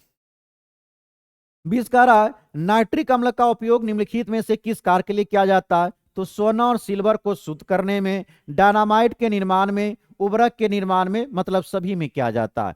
नाइट्रिक अम्ल का उपयोग निम्नलिखित में से किस कार्य के लिए किया जाता है? तो सोना एवं सिल्वर को शुद्ध करने में, डायनामाइट के निर्माण में, उर्वरक के निर्माण में। अगला क्वेश्चन, क्वेश्चन नंबर 21 पे आएंगे। 21 का था गोदावरी नदी। अब यहां से आपका चेंज हो गया, साइंस समाप्त होने के बाद ज्योग्राफी शुरू हुआ। गोदावरी नदी के संबंध में निम्नलिखित में से कौन सा कथन गलत है? गोदावरी नदी का उद्गम नासिक के निकट आपका त्र्यंबक पहाड़ी से होती है जी, ये आपका सही है। महाराष्ट्र में हम लोग देखे थे कि महाराष्ट्र में एक नासिक जगह पड़ता है, वहीं के त्र्यंबक पहाड़ी से कौन सी नदी निकलती है? गोदावरी नदी निकलती है। यह कथन सही है। इसकी प्रमुख सहायक नदी मांजीरा, प्राणहिता, इंद्रावती, यह भी आपका क्या है? सही है। इसके बाद प्राणहिता वर्धा बेनगंगा पेनगंगा संगम से बनी है, यह भी आपका प्राणहिता भी सही है। इसके अलावा यह केवल महाराष्ट्र, आंध्र प्रदेश और उड़ीसा में नहीं जी, यह हो जाएगा आपको कहां कहां हो जाएगा? महाराष्ट्र में हो जाएगा। महाराष्ट्र, तेलंगाना, छत्तीसगढ़ एवं आंध्र प्रदेश, उड़ीसा। तो यह सारे राज्यों में कौन बहती है? गोदावरी नदी। गोदावरी नदी की लंबाई की बात करें तो कितना है? 1465 किलोमीटर है। दक्षिण भारत की गंगा जी, दक्षिण भारत की गंगा किसको कहा जाता है? गोदावरी को। तो दक्षिण भारत की गंगा किनको कहा जाता है? गोदावरी। भारत की दूसरी सबसे लंबी नदी अगर पूछे तो कौन है? गोदावरी है। दक्षिण भारत की लंबी नदी कौन है? गोदावरी है। तो दक्षिण भारत की सबसे लंबी नदी गोदावरी है। भारत की दूसरी लंबी नदी कहेगा तो कौन होगा? गोदावरी। गोदावरी की लंबाई कितनी है? 1465 किलोमीटर। तो इसका आंसर कौन हो जाएगा? ऑप्शन नंबर डी होगा, क्योंकि यह महाराष्ट्र, तेलंगाना, छत्तीसगढ़, आंध्र प्रदेश, उड़ीसा में भी बहती है। अगला क्वेश्चन, क्वेश्चन नंबर 22 पे आएंगे। 22 क्या दिया है? निम्नलिखित कथन को क्या कर रहा है? मिलान करने दिया है कि चेरुथोनी बांध कहां पे पड़ जाए? तो यह कौन सी राज्य में है? चेरुथोनी बांध हो जाएगा केरल राज्य में। इंदिरा सागर बांध मध्य प्रदेश, इंदिरा सागर बांध कहां पे? मध्य प्रदेश। कृष्णराज सागर बांध कहां हो जाएगा? कर्नाटक में। और आपका मेथुर बांध कहां पे होगा? तमिलनाडु में। तो चेरुथोनी बांध केरल में हो गया। इंदिरा सागर बांध कहां पे? मध्य प्रदेश में। कृष्ण राजा सागर बांध कहां है? कर्नाटक में। मेथुर बांध कहां पे? तमिलनाडु। अगला क्वेश्चन, क्वेश्चन नंबर 23 पे आएंगे। 23 क्या कहता? तातीपाका तेल, तातीपाका तेल शोध आपका शोधनशाला किस राज्य में पड़ता है? तो यह कहां पे पड़ता है? आंध्र प्रदेश राज्य में। कहां पे है? आंध्र प्रदेश में। जिसकी स्थापना कब किया गया था? 2001 में किया गया था। तो तातीपाका तेल शोधक कारखाना की बात करेंगे तो यह तेल शोधक कारखाना कहां पे है? आंध्र प्रदेश में। इसकी स्थापना कब हुआ था? 2001 में। क्वेश्चन नंबर हम लोग 24 पे आएंगे। 24 में मिलान करने को दिया है कि जवाहर नेहरू बंदरगाह कहां पे पड़ता है जी? तो जवाहरलाल नेहरू बंदरगाह कहां पे है? महाराष्ट्र में है। मरवा गोवा कहां पे है? गोवा में है। इसके अलावा एन्नोर बंदरगाह की बात करें तो यह केरल में ना होकर कहां पे होगा? तमिलनाडु राज्य में होगा। कहां पे होगा? तमिलनाडु राज्य में होगा। इसके अलावा पारादीप बंदरगाह कहां पे है? उड़ीसा में। पारादीप बंदरगाह कहां पे? उड़ीसा। तो इसमें आंसर कौन बनेगा? Option number C, Jawaharlal Nehru बंदरगाह महाराष्ट्र राज्य में, मरवा गोवा बंदरगाह गोवा में। इसके अलावा एन्नोर बंदरगाह तमिलनाडु में, पारादीप बंदरगाह कहां पे हो गया? उड़ीसा। क्वेश्चन नंबर 25 पे आएंगे। 25 नंबर क्या कर रहा है? निम्नलिखित में से किस संघ राज्य क्षेत्र में महिला साक्षरता दर सर्वाधिक है जी? तो कहां पे हो जाएगा? लक्षद्वीप। केंद्र शासित प्रदेश की बात करें, निम्नलिखित में से किस केंद्र शासित प्रदेश में महिला साक्षरता दर सबसे अधिक है? तो लक्षद्वीप में। अगर इसमें देखिए, इसके बाद किसका आता है? अंडमान निकोबार, अंडमान निकोबार का आता है। इसके बाद आएगा चंडीगढ़ का आता है। तो केंद्र शासित प्रदेश में महिला साक्षरता दर सर्वाधिक देखा जाए तो लक्षद्वीप, लक्ष्य पहला स्थान पे, दूसरा पे अंडमान निकोबार, तीसरा पे कौन हो जाएगा? चंडीगढ़ आ जाएगा। अगर राज्य में देखा जाए कि राज्य में महिला साक्षरता दर सबसे ज्यादा कहां पे है, तो सबसे ज्यादा कहां पे है? केरल में है। उसके बाद दूसरा स्थान पर मिजोरम, दूसरा स्थान पे कौन आता है? मिजोरम। तीसरा में कौन आ जाएगा? गोवा आ जाएगा। इसके अलावा देखिए सबसे कम, सबसे कम अगर देखिए, सबसे कम आपका महिला साक्षरता दर, सबसे कम महिला साक्षरता दर कहां पे है? बिहार राज्य में। कितना है जी? 51.5% है। और आपको केंद्र शासित प्रदेश में अगर बात करें कि सबसे कम केंद्र शासित प्रदेश में महिला साक्षरता दर कहां पे है? दादर नगर हवेली। कहां पे है? दादर नगर हवेली में। कहां पे है? दादर नगर हवेली में है। तो क्या जाने यहां पर कि राज्य में महिला साक्षरता दर अगर आपसे पूछा जाए तो राज्य में सबसे ज्यादा पढ़ी लिखी महिला कहां पे? केरल में। दूसरा स्थान मिजोरम, तीसरा पे कौन है? गोवा है। सबसे कम महिला साक्षरता दर अगर राज्य में बात किया जाए तो बिहार राज्य में कितना है? मात्र 51.5% है। और केंद्र शासित प्रदेश में बात किया जाए कि सबसे कम महिला साक्षरता दर कहां पे है? दादर नगर हवेली में है। चलेंगे नेक्स्ट क्वेश्चन देखेंगे, क्वेश्चन नंबर 26 पे आएंगे। 26 क्या कहता है? पुडुचेरी केंद्र शासित प्रदेश किन राज्यों में फैला हुआ है? निम्नलिखित में से कौन सा सही सम्मिलित है? हम लोग बात किए थे पुडुचेरी के बारे में, तो ध्यान देंगे यहाँ पे मैप लगाना था। पांडुचेरी की बात करेंगे तो पांडुचेरी का टोटल 4 जिला है। पुडुचेरी जी, पुडुचेरी, पुडुचेरी का टोटल कितना जिला है? 4 जिला। पुडुचेरी का 4 जिला है। एक तो आपका पुडुचेरी हो गया, दूसरा कौन होता है? कराईकल होता है। कौन होता है? कराईकल होता है। अगर तीसरा बात करें तो कौन था? यनम था। कौन था? यनम था। और चौथा कौन हो जाएगा? माहे होगा। कौन होगा? माहे। तो पुडुचेरी का 4 जिला है। और आप कितना राज्यों में यह फैला हुआ है? 3 स्टेट में फैला हुआ है। कितना स्टेट में है? 3 स्टेट में। यहीं पर बात करेंगे पुडुचेरी और कराईकल जी। पुडुचेरी और कराईकल की बात करें तो यह तमिलनाडु राज्य में। कौन सी राज्य में है? यह तमिलनाडु राज्य में। कौन सी राज्य में है? तमिलनाडु।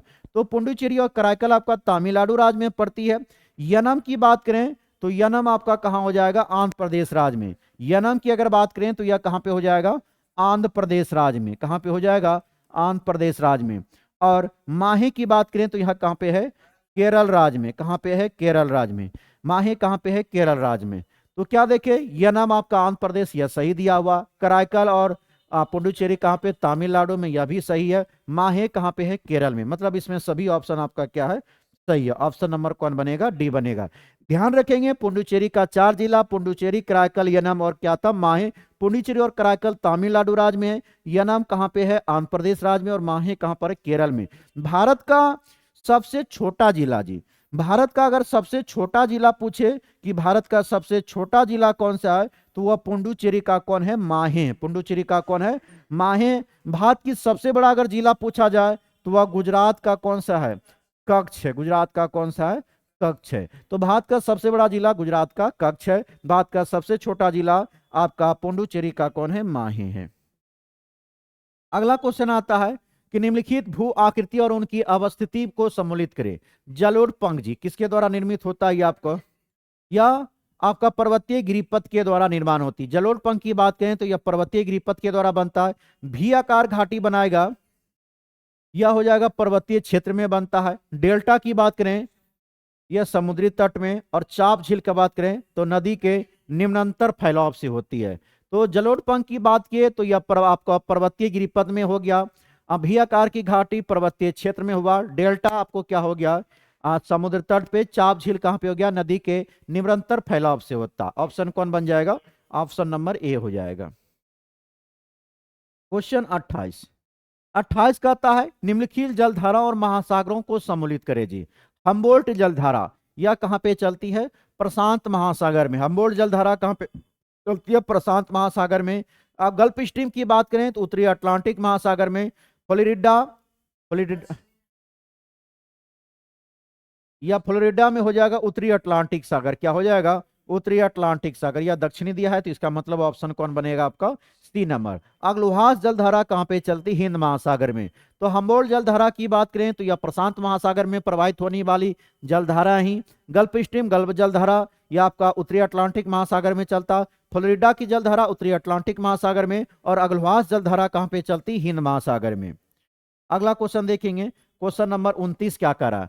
आरंभिक भारतीय राष्ट्रवादियों द्वारा साम्राज्यवाद के आर्थिक आलोचना के संदर्भ में निम्नलिखित कथन पर विचार कीजिए। वे सभी विदेशी पूंजी की बड़े पैमाने पर निवेश का विरोध करते थे।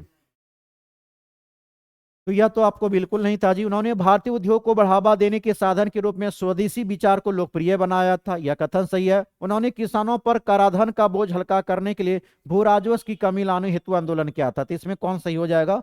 ऑप्शन 2 हो जाएगा। 2 और 3 सही है। नेक्स्ट क्वेश्चन की बात करें, क्वेश्चन नंबर क्या आता है? 30 आता है। 30 में क्या करा? बौद्ध ग्रंथों के संबंध में निम्नलिखित कथन पर विचार कीजिए। प्राचीनतम बौद्ध ग्रंथ पाली भाषा में लिखे गए। यह सही है आपका। पाली भाषा कन्नौज या उत्तरी बिहार में? नहीं जी, यह गलत हो जाए। यह आपको दक्षिणी बिहार में बोली जाती है। अगर महात्मा बुद्ध की बात करें तो महात्मा बुद्ध के पूर्व जन्मों की कथा जातक में मिलती है, यह भी सही है। तो प्राचीनतम बौद्ध ग्रंथ पाली भाषा में आया। अपना उपदेश भी गौतम बुद्ध ने कौन भाषा में दिया? पाली भाषा में। महात्मा बुद्ध के पूर्व जन्मों की कथा किसमें मिलती है? जातक में। तो इसमें कौन कौन सही है आपका? 1 और 3 सही है। चलेंगे, यहाँ बौद्ध धर्म की बात आ रहा है। बौद्ध धर्म की स्थापना किन्होंने किया था? गौतम बुद्ध ने किया था। किन्होंने किया था? गौतम बुद्ध के द्वारा किया गया। तो बौद्ध धर्म की स्थापना गौतम बुद्ध के द्वारा किया गया, जिनका जन्म कब हुआ था?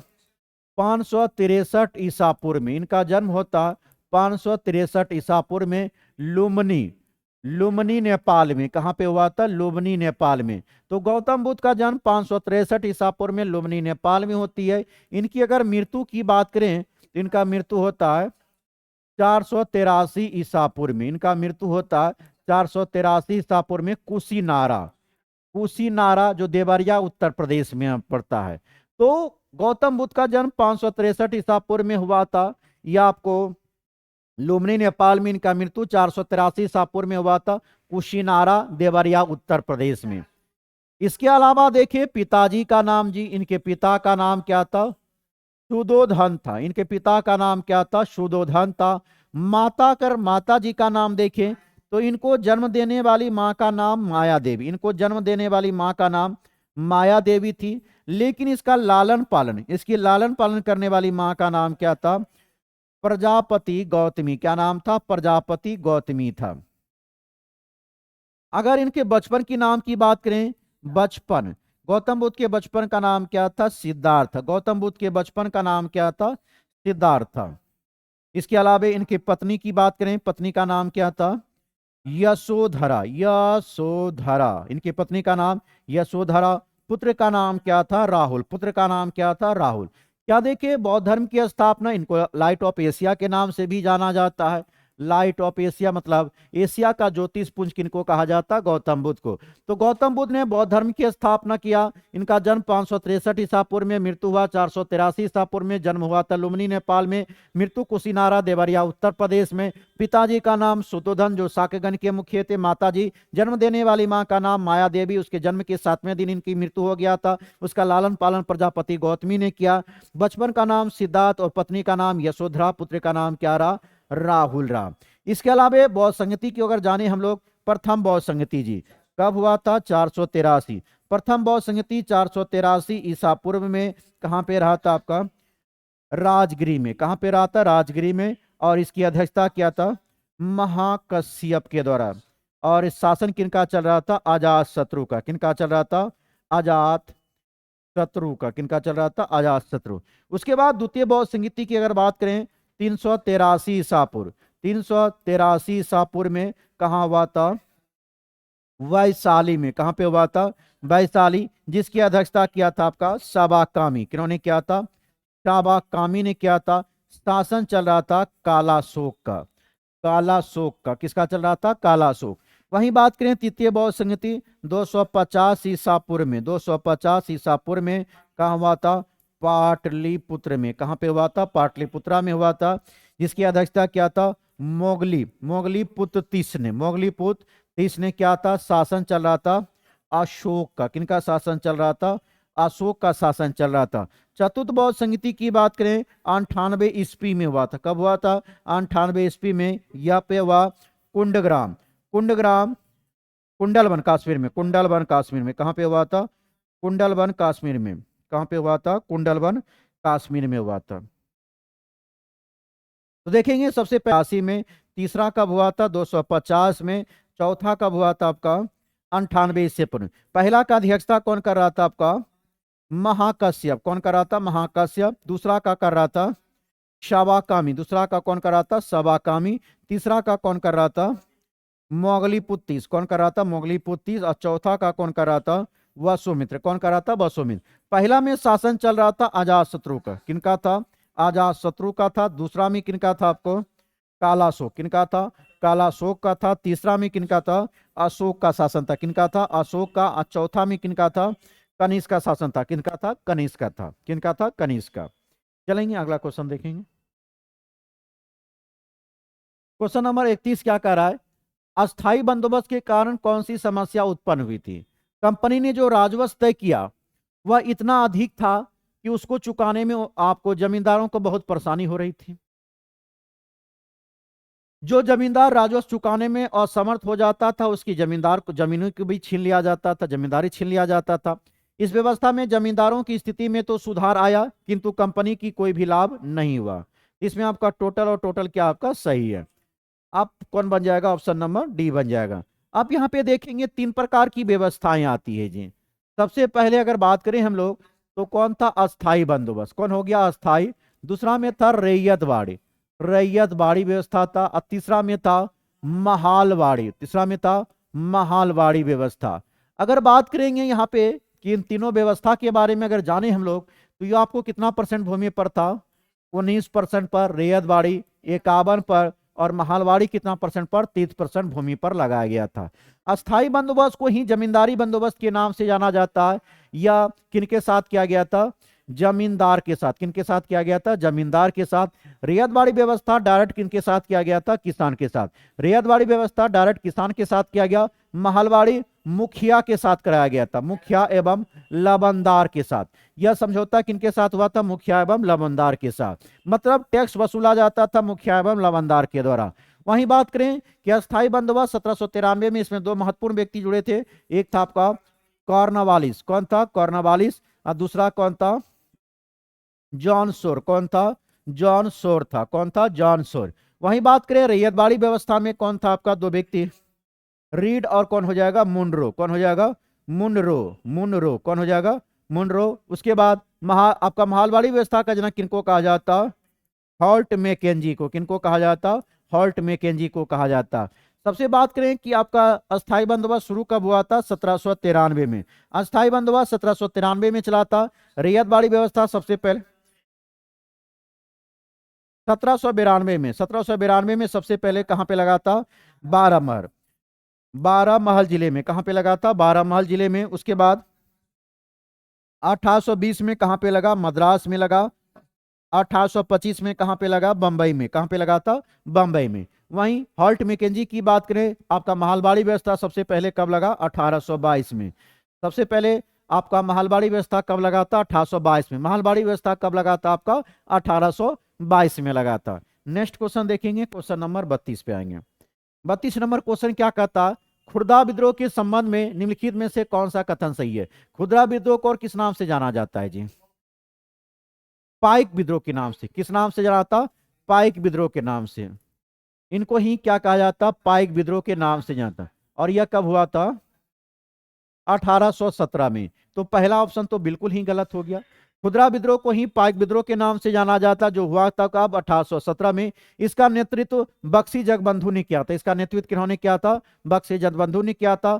पाइकों ने थाने और अन्य सरकारी प्रतिष्ठानों पर हमला किया था, यह भी सही है। इस विद्रोह में रैयत एवं जमींदारी दोनों शामिल था। इस विद्रोह में रैयत एवं जमींदारी दोनों शामिल था। तो 2, 3 और 4 क्या आपका बिल्कुल ही सही है। ऑप्शन कौन बनेगा? ऑप्शन नंबर बी बनेगा।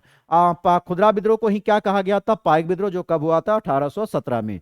अगला क्वेश्चन, क्वेश्चन नंबर 33 पे आएंगे कि स्वदेशी आंदोलन के परिणाम स्वरूप क्या परिवर्तन हुआ था? अनेक कपड़ा मिल, साबुन और माचिस के कारखाना, हैंडलूम के उद्यम और राष्ट्रीय बैंक बीमा कंपनी की खुली थी। राष्ट्रवादी काव्य गंध और पत्रकारिता में विकास हुआ। 15 अगस्त 1906 को यह राष्ट्रीय शिक्षा परिषद की स्थापना हुआ। इसमें क्या हो जाएगा, टोटल आ जाएगा जी। उसके बाद अगर स्वदेशी आंदोलन की घटना से पहले देखें तो आपका बंगाल बंगाल विभाजन बंगाल विभाजन की घोषणा कब हुआ था जी? या 19 या 20 जुलाई को, 19 या 20 जुलाई 1905 को। बंगाल विभाजन की घोषणा 19 या 20 जुलाई 1905 को कहां से होता है? शिमला से किया गया था। इसके बाद यह लागू हुआ था 16 अक्टूबर 1905 को। बंगाल विभाजन लागू होता है 16 अक्टूबर 1905 को। समय चल रहा था किनका जी? कर्जन ना, लॉर्ड कर्जन का समय चल रहा था, जिनका समय था 1899 से 1905 था। अगर यहीं देखे बंगाल विद्रोह, आपका बंगाल विभाजन जो हुआ, इसी के विरोध में आपका कलकत्ता के टाउन हॉल में स्वदेशी आंदोलन की घोषणा हुआ। स्वदेशी आंदोलन की घोषणा कब हुआ? 7 अगस्त 1905। तो कलकत्ता के टाउन हॉल में स्वदेशी आंदोलन की घोषणा कब होती है? 7 अगस्त 1905 को। कब होती है? 7 अगस्त 1905 को होता है। चलेंगे इसमें आपका अगला क्वेश्चन 34।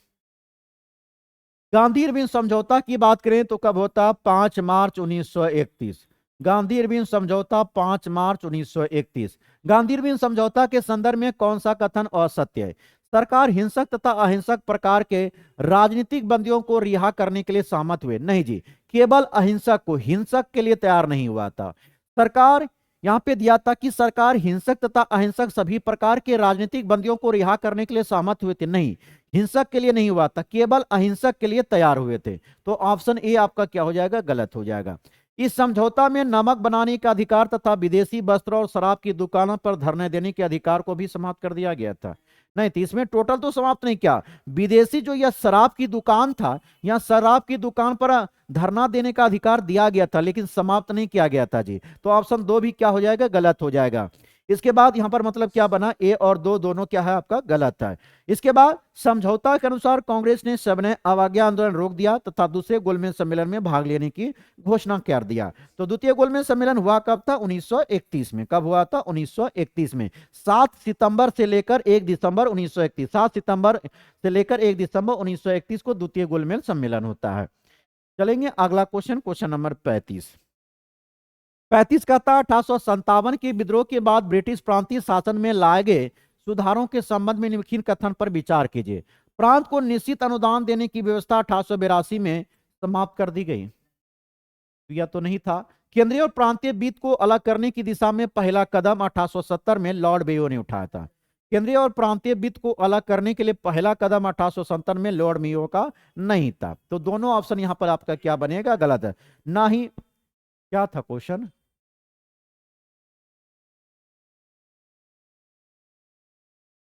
क्वेश्चन आपका है कि 1857 की विद्रोह के बाद ब्रिटिश प्रांतीय शासन में लाए गए सुधारों के संबंध में निम्नलिखित कथन पर विचार कीजिए। प्रांतों को निश्चित अनुदान देने की व्यवस्था इनमें से समाप्त कर दी गई। यह तो सही है जी। केंद्रीय और प्रांतीय विधान परिषद में अलग करने की दिशा में पहला कदम 1870 में लॉर्ड मेयो ने ही उठाया था। यहाँ पे ना तो ए गलत है ना और आपका 2 गलत है। इसमें ऑप्शन कौन बनेगा? ऑप्शन नंबर डी बनेगा। चलेंगे क्वेश्चन नंबर 36 पे। 36 नंबर क्वेश्चन क्या कहता है आपसे कि पुरातत्वविद में जनपद नामक इकाइयों की कई बस्ती की खुदाई हुई। यह बस्तियां निम्नलिखित में से किस एक स्थान पर नहीं थी? तो यह कंबोज में नहीं था। कौन नहीं था आपको? कंबोज। और कंबोज कहां पे पड़ता है जी? उत्तर प्रदेश। कोसाम्बी, सॉरी कंबोज बोल रहे हैं, कोसाम्बी है। कौन सा है? कोसाम्बी, जो उत्तर प्रदेश में। तो पुरातत्वविदों ने जनपद नामक इकाइयों की कई बस्तियों की खुदाई की। यह बस्ती निम्नलिखित में से किस एक स्थान से नहीं मिलती है? तो आपको कोसाम्बी अर्थात उत्तर प्रदेश से नहीं मिलता है। क्वेश्चन 37 की बात करेंगे तो निम्नलिखित में से किस तुर्क सरदार ने गजनी को अपनी राजधानी बनाकर स्वतंत्र राजवंश की स्थापना किया था? किन्होंने किया था? अलाउद्दीन ने। गजनी ने गजनी वंश की स्थापना अलाउद्दीन ने कब किया था? 932 ईस्वी में। कब किया था? 932 में। तो अलाउद्दीन ने गजनी वंश की स्थापना 932 में किया था। इन्होंने अपनी राजधानी, अगर इसकी राजधानी की बात करें, इन्होंने अपनी राजधानी भी कहां बनाया था? गजनी बनाया था। गजनी के बाद कौन बैठा था गद्दी पर? पीरितगीन। कौन बैठा था? पीरितगीन। गजनी के बाद गद्दी पर पीरितगीन बैठा। पीरितगीन के ही समय में भारत पर पहला सबसे आक्रमण हुआ। भारत पर पहला आक्रमण हुआ जी। भारत पर पहला आक्रमण देखने को मिला। तो पृथ्वीन के समय में भारत पर पहला आक्रमण देखने को मिला। पृथ्वीन के बाद देखेंगे तो कौन आएगा? सुबुतगिन। कौन आ जाएगा? सुबुतगिन आ जाएगा। और यही सुबुतगिन का बेटा का नाम क्या बना आपका? महमूद। महमूद गजनी हुआ। कौन हुआ? महमूद गजनी हुआ। महमूद गजनी की अगर बात करें तो जन्म कब होता है? 1 नवंबर 971 में। कब होता है? 1 नवंबर 971 में। तो गजनी वंश की स्थापना अलाउद्दीन के द्वारा 932 में किया गया। राजधानी उन्होंने गजनी बनाया। उसके बाद पृथ्वीन गद्दी पर बैठा, जिसके समय में भारत पर पहला आक्रमण रहा। उसके बाद कौन आया? सुबुतगिन। सुबुतगिन का बेटा का ही नाम क्या था? महमूद गजनी, जो कब बैठा? 1 नवंबर 971 को। इसके बाद अगर बात करें तो महमूद गजनी ने भारत पर कितनी बार आक्रमण किया था? 17 बार। महमूद गजनी ने भारत पर क्या बार आक्रमण किया? 17 बार। पहला आक्रमण 1001 में, 1000 में ना, पहला आक्रमण 1000 में किसके विरुद्ध किया था? जयपाल के विरुद्ध।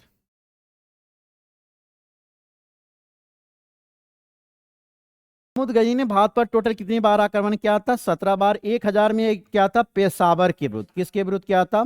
पेशावर के विरुद्ध इन्होंने पहला हमला किया। उसके बाद 1001 में किसके विरुद्ध किया था? यह जयपाल के विरुद्ध, जो पंजाब के शाही वंश के शासक हुआ करते थे। उसके बाद इन्होंने 1008 में नागरकोट के विरुद्ध, नागरकोट के विरुद्ध किया था, जो पहली मूर्तिवाद की पहली महत्वपूर्ण जीत बताए। पहली मूर्तिवाद की पहली महत्वपूर्ण जीत बताई जाती है। उसके बाद 1025 का सबसे चर्चित आक्रमण रहा था इनका। कौन था? सोमनाथ मंदिर। कौन था? सोमनाथ मंदिर। कितना? 20 लाख दिनार लेके यहां से यह भागा था। इसके बाद जब लेकर यह जा रहा था तो इस पर आक्रमण किन्होंने कर दिया? जाटों ने। और महमूद गजनी अंतिम रूप से जाटों से युद्ध लड़ा था 1027 में, जाटों के साथ। उसके बाद महमूद गजनी का मृत्यु हो जाता है 1030 में। और महमूद गजनी के अगर दरबार में पूछा जाए, महमूद गजनी में दरबार में रहने वाले व्यक्ति कौन कौन थे? अलबरौनी, फिरदौसी, उत्पी और फारूकी। अलबरौनी, फिरदौसी, उत्पी और फारूकी। कौन था? फारूकी। अलबरौनी, फिरदौसी, उत्पी और फारूकी किनके दरबार में रहते थे? महमूद गजनी। तो गजनी वंश की स्थापना अलाउद्दीन के द्वारा 932 में। राजधानी क्या था? गजनी था। पृथ्वीन के ही समय में भारत पर पहला आक्रमण। उसके बाद सुबुतगिन बैठा। सुबुतगिन का बेटा का नाम ही महमूद गजनी, जिनका जन्म 1 नवंबर 971 में हुआ था। महमूद गजनी ने भारत पर 17 बार आक्रमण किया था। 1000 में पेशावर के विरुद्ध, 1001 में जयपाल के विरुद्ध, 1008 में नागरकोट के विरुद्ध, जो पहली महत्वपूर्ण जीत बताई जाती है मूर्तिवाद के विरुद्ध। 1025 में सबसे चर्चित आक्रमण था सोमनाथ मंदिर के विरुद्ध में, जिसमें 20 लाख लेकर यह भाग रहा था, 20 लाख दिनार। उसके बाद यह जब लेकर जा रहा था, इस पर आक्रमण किन्होंने किया था? जाटों ने। अंततः इसकी मृत्यु कब हो जाता? 1030 में। इनके दरबार में रहने वाला व्यक्ति थे अलबरौनी, फिरदौसी, उत्पी और कौन था? फारूकी। चलेंगे नेक्स्ट क्वेश्चन। क्वेश्चन नंबर 38 क्या कर रहा है? मोहम्मद बिन तुगलक के संदर्भ में निम्नलिखित कथन पर विचार कीजिए। इसके शासनकाल में तमनसिरियन के नेतृत्व में मंगोलों के सिंध पर आक्रमण किया गया था, या मंगोलों का आक्रमण हुआ था जी। मोहम्मद बिन तुगलक ने सिंध पर विजय प्राप्त की थी तथा कलानौर में पेशावर तक अपना अधिकार स्थापित किया था। यह भी सही है। अली गुरसप्पा का विद्रोह इन्हीं के शासनकाल में हुआ था। तो तीनों कथन इसमें आपका क्या है? सही है। तो ऑप्शन कौन बनेगा? 3 बनेगा। बात आ रही है मोहम्मद बिन तुगलक के बारे में जी। तो कौन वंश का हो जाएगा यह? तुगलक। कौन वंश हो जाएगा? तुगलक वंश। तुगलक वंश कब से कब तक चला था? 1320 से लेकर 1414 तक तुगलक वंश चला था। 1320 से लेकर 1414 तक। तुगलक वंश की स्थापना गयासुद्दीन तुगलक वंश की स्थापना गयासुद्दीन तुगलक के द्वारा, किनके द्वारा हुआ था? गयासुद्दीन तुगलक के द्वारा किया गया था। कब किया गया था? 8 सितंबर 1320। 8 सितंबर 1320 में। कब किया गया था? 8 सितंबर 1320 में। 8 सितंबर 1320 में क्या, कब किया गया था? 8 सितंबर 1320 में। कब किया गया था? 8 सितंबर 1320 में। तो क्या देखिए, गयासुद्दीन तुगलक 8 सितंबर 1320 में इन्होंने तुगलक वंश की स्थापना किया। भारत में सबसे पहले नहर का निर्माण कराने वाला व्यक्ति कौन था? गयासुद्दीन तुगलक। अगर आपसे पूछा जाए कि भारत में सबसे पहले नहर किन्होंने बनवाया था? गयासुद्दीन तुगलक के द्वारा बनाया गया था। वहीं अगर बात करें तो गयासुद्दीन इन्होंने तुगलकाबाद शहर भी बसाया था जी। तुगलकाबाद शहर बसाने का काम किन्होंने किया था? गयासुद्दीन तुगलक के द्वारा किया गया था। गयासुद्दीन तुगलक की मृत्यु 1325 में जूना खां जूना खां के महल में, जूना खां का एक लकड़ी का महल था, उससे दबने के कारण 1325 में किनका मृत्यु हो गया? गयासुद्दीन तुगलक में। जूना खां या क्या था? उलुग खां। जूना खां ही किस नाम से गद्दी पर बैठता है? मोहम्मद, मोहम्मद बिन तुगलक। किस नाम से बना? मोहम्मद बिन तुगलक। तो जूना खां ही मोहम्मद बिन तुगलक के नाम से गद्दी पर कब बैठा? 1325 में। सभी दिल्ली सल्तनत में सबसे ज्यादा पढ़ा लिखा अगर पूछा जाए तो कौन है? मोहम्मद बिन तुगलक। सभी दिल्ली सल्तनत में सबसे ज्यादा पढ़ा लिखा कौन था? मोहम्मद बिन तुगलक था। इनको कई नामों से जाना जाता है। इनको रक्त पिपासु, रक्त पिपासु, शोपनशील, रक्त पिपासु, शोपनशील और पागल के नाम से भी जाना जाता है। तो मोहम्मद बिन तुगलक को ही रक्त पिपासु, शोपनशील या पागलपन के नाम से जाना जाता है। इसके अलावा अगर मोहम्मद बिन तुगलक की बात करें तो मोहम्मद बिन तुगलक ने एक कृषि विभाग चलाया था। एक कृषि विभाग स्थापित किया था जिनका नाम था दीवान ए कोही। क्या नाम था? दीवान ए कोही। दीवान ए कोही अर्थात कृषि विभाग की स्थापना किन्होंने किया था? मोहम्मद बिन तुगलक ने किया था। इन्होंने अपनी राजधानी जी, इन्होंने अपनी राजधानी देवगिरी कहां स्थापित किया था? देवगिरी। देवगिरी का नाम बदल कर रखा था दौलताबाद। क्या नाम रखा था? दौलताबाद। तो मोहम्मद बिन तुगलक ने अपनी राजधानी देवगिरी स्थानांतरित किया था, दिल्ली से देवगिरी, और देवगिरी का नाम बदलकर क्या रखा था? दौलताबाद। इन्होंने सांकेतिक मुद्रा का भी प्रचलन किया था। सांकेतिक मुद्रा का प्रचलन करने वाला कौन था? मोहम्मद बिन तुगलक। इन्होंने दो प्रकार, एक था तांबा, तांबा और कासा। कासा और तांबा किसके अनुसार था? तो तांबा बरनी के अनुसार, कासा हो जाएगा फरिश्ता के अनुसार। कासा किसके अनुसार? फरिश्ता। तो सांकेतिक मुद्रा अगर पूछा जाए कि सांकेतिक मुद्रा को चलाने वाला पहला कौन था आपका दिल्ली सल्तनत में, तो मोहम्मद बिन तुगलक। मोहम्मद बिन तुगलक ने तांबा बरनी के अनुसार, कासा फरिश्ता के अनुसार। इसी के समय में एक अफ्रीकी यात्री आया था जी। अफ्रीकी यात्री कौन आया था? Ibn Battuta. इब्न बतूता कौन आया था? इब्न बतूता, जिनका पुस्तक का नाम था रहेला। इनके पुस्तक का नाम क्या था? रहेला। यह कब आया था? 1333। इसी को दिल्ली का काजी नियुक्त किया गया, दिल्ली का काजी नियुक्त किया गया। साथ ही इसको चीन राजदूत के रूप में बनाकर भेजा गया। तो मोहम्मद बिन तुगलक के ही समय में इब्न बतूता आया था। इब्न बतूता के पुस्तक का नाम क्या था? रहेला। और इब्न बतूता आया कब था? यह मोरक्को यात्री अर्थात अफ्रीकी यात्री 1333 में। इसी को दिल्ली का काजी नियुक्त किया गया मोहम्मद बिन तुगलक के द्वारा। चीन भी भेजा गया था राजदूत बनाकर इब्न बतूता को। इसके अलावा में इसी के समय में एक व्यक्ति रहता था जिनका नाम था जिया नक्शबी। क्या नाम था? जिया नक्शबी। इन्होंने तूतीनामा का अंग्रेजी अनुवाद किया था, सॉरी फारसी अच्छा में। तूतीनामा का किसमें अनुवाद किया था? फारसी। तूतीनामा मुख्यतः था संस्कृत में, और संस्कृत को इसको फारसी में कन्वर्ट करने का काम किन्होंने किया था? जिया नक्शबी ने। और जिया नक्शबी किनके दरबार में रहते थे? मोहम्मद बिन तुगलक के समय में। किनके समय में? मोहम्मद बिन तुगलक। इसी के समय में देखिए अगर मोहम्मद बिन तुगलक के ही समय में 1336 में विजयनगर साम्राज्य की स्थापना हुआ था। विजयनगर साम्राज्य की स्थापना किन्होंने किया था? हरिहर एवं बुक्का ने। किन्होंने किया था? हरिहर एवं बुक्का। तो विजयनगर साम्राज्य की स्थापना 1336 में हरिहर बुक्का ने मोहम्मद बिन तुगलक के समय में किया था। इसी के समय में 1347 में बहमनी साम्राज्य की स्थापना, बहमनी साम्राज्य की स्थापना बहामन शाह ने किया था। किन्होंने किया था? बहामन शाह ने। तो 1336 में मोहम्मद बिन तुगलक के ही समय में विजयनगर साम्राज्य की स्थापना हरिहर बुक्का के द्वारा किया गया। 1347 में बहमनी साम्राज्य की स्थापना बहामन शाह के द्वारा मोहम्मद बिन तुगलक के ही समय में किया गया। यह बहमनी साम्राज्य की स्थापना महाराष्ट्र राज्य में हुआ था। कहां पे हुआ था? महाराष्ट्र राज्य में। कहां पे हुआ था? महाराष्ट्र राज्य में। अगर बात करें मोहम्मद बिन तुगलक की मृत्यु कब होता है? 1351 में। 1325 में गद्दी पर बैठा और मृत्यु हुआ 1351 में। अब 1351 के बाद गद्दी पर कौन आएगा? फिरोज शाह तुगलक। कौन आ जाएगा? फिरोज शाह तुगलक। कौन आ जाएगा? फिरोज शाह तुगलक। चलेंगे क्वेश्चन नंबर 39 पे। 39 नंबर क्वेश्चन क्या कहता? कलकत्ता जनरल एडवांटेजर किसके द्वारा शुरू किया गया था जी? यह था आपका जेम्स अगस्टस हिक्की। वही बंगाल गजट की बात हो रही है। बंगाल गजट पहला पत्रिका कौन थी जी? बंगाल गजट कब आया था? 1780 में। कब आया था? 1780 में जेम्स अगस्टस हिक्की के द्वारा। किनके द्वारा? James Augustus Hickey. तो ऑप्शन कौन बन जाएगा? Option number D. Question number 40 पे आएंगे। 40 कहता है कि जैन धर्म की ईश्वर में आस्था के संदर्भ में लिखित कथन पर विचार करें। जैन धर्म में ईश्वर पर अर्थ है मुक्त आत्मा, सही है। जैन किसी भी रूप में ईश्वर की पूजा नहीं करता, ऐसा तो नहीं है जी, यह गलत है। जैन धर्म यह नहीं मानता कि ब्रह्मांड एक ईश्वर ब्रह्मा द्वारा सृजित है, बल्कि ब्रह्मांड स्वयं शाश्वत और क्या है, शक्तिशाली है। तो यह ऑप्शन क्या आपका सही है, 1 और 3 आपका क्या है, सही है। अगर यहां पे बात करें जैन धर्म की चर्चा आ रही है, जैन धर्म का संस्थापक कौन हो जाएगा, तो ऋषभदेव।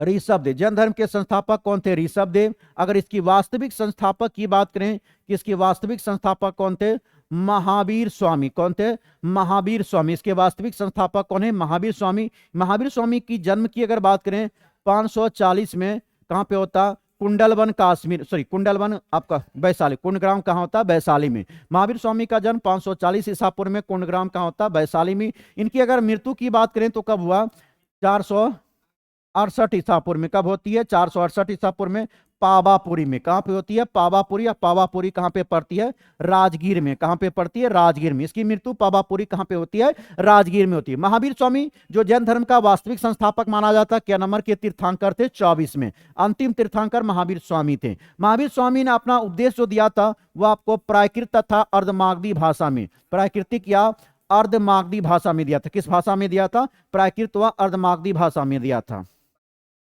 इन्होंने 12 वर्ष की कठिन तपस्या करने के बाद साल वृक्ष के नीचे, साल वृक्ष नीचे इनको ज्ञान की प्राप्ति हुआ। और ज्ञान के प्राप्ति के बाद जैन धर्म में किस नाम से जाना जाता है, केवल के नाम से जाना जाता है। किस नाम से जाना जाता है, केवल के नाम से। वहीं अगर बात करें प्रथम जैन संगति, प्रथम जैन संगति, प्रथम जैन संगति कब होता है, 300 ईसा पूर्व में। कहां पे हुआ था, पाटलिपुत्र, पाटलिपुत्र में।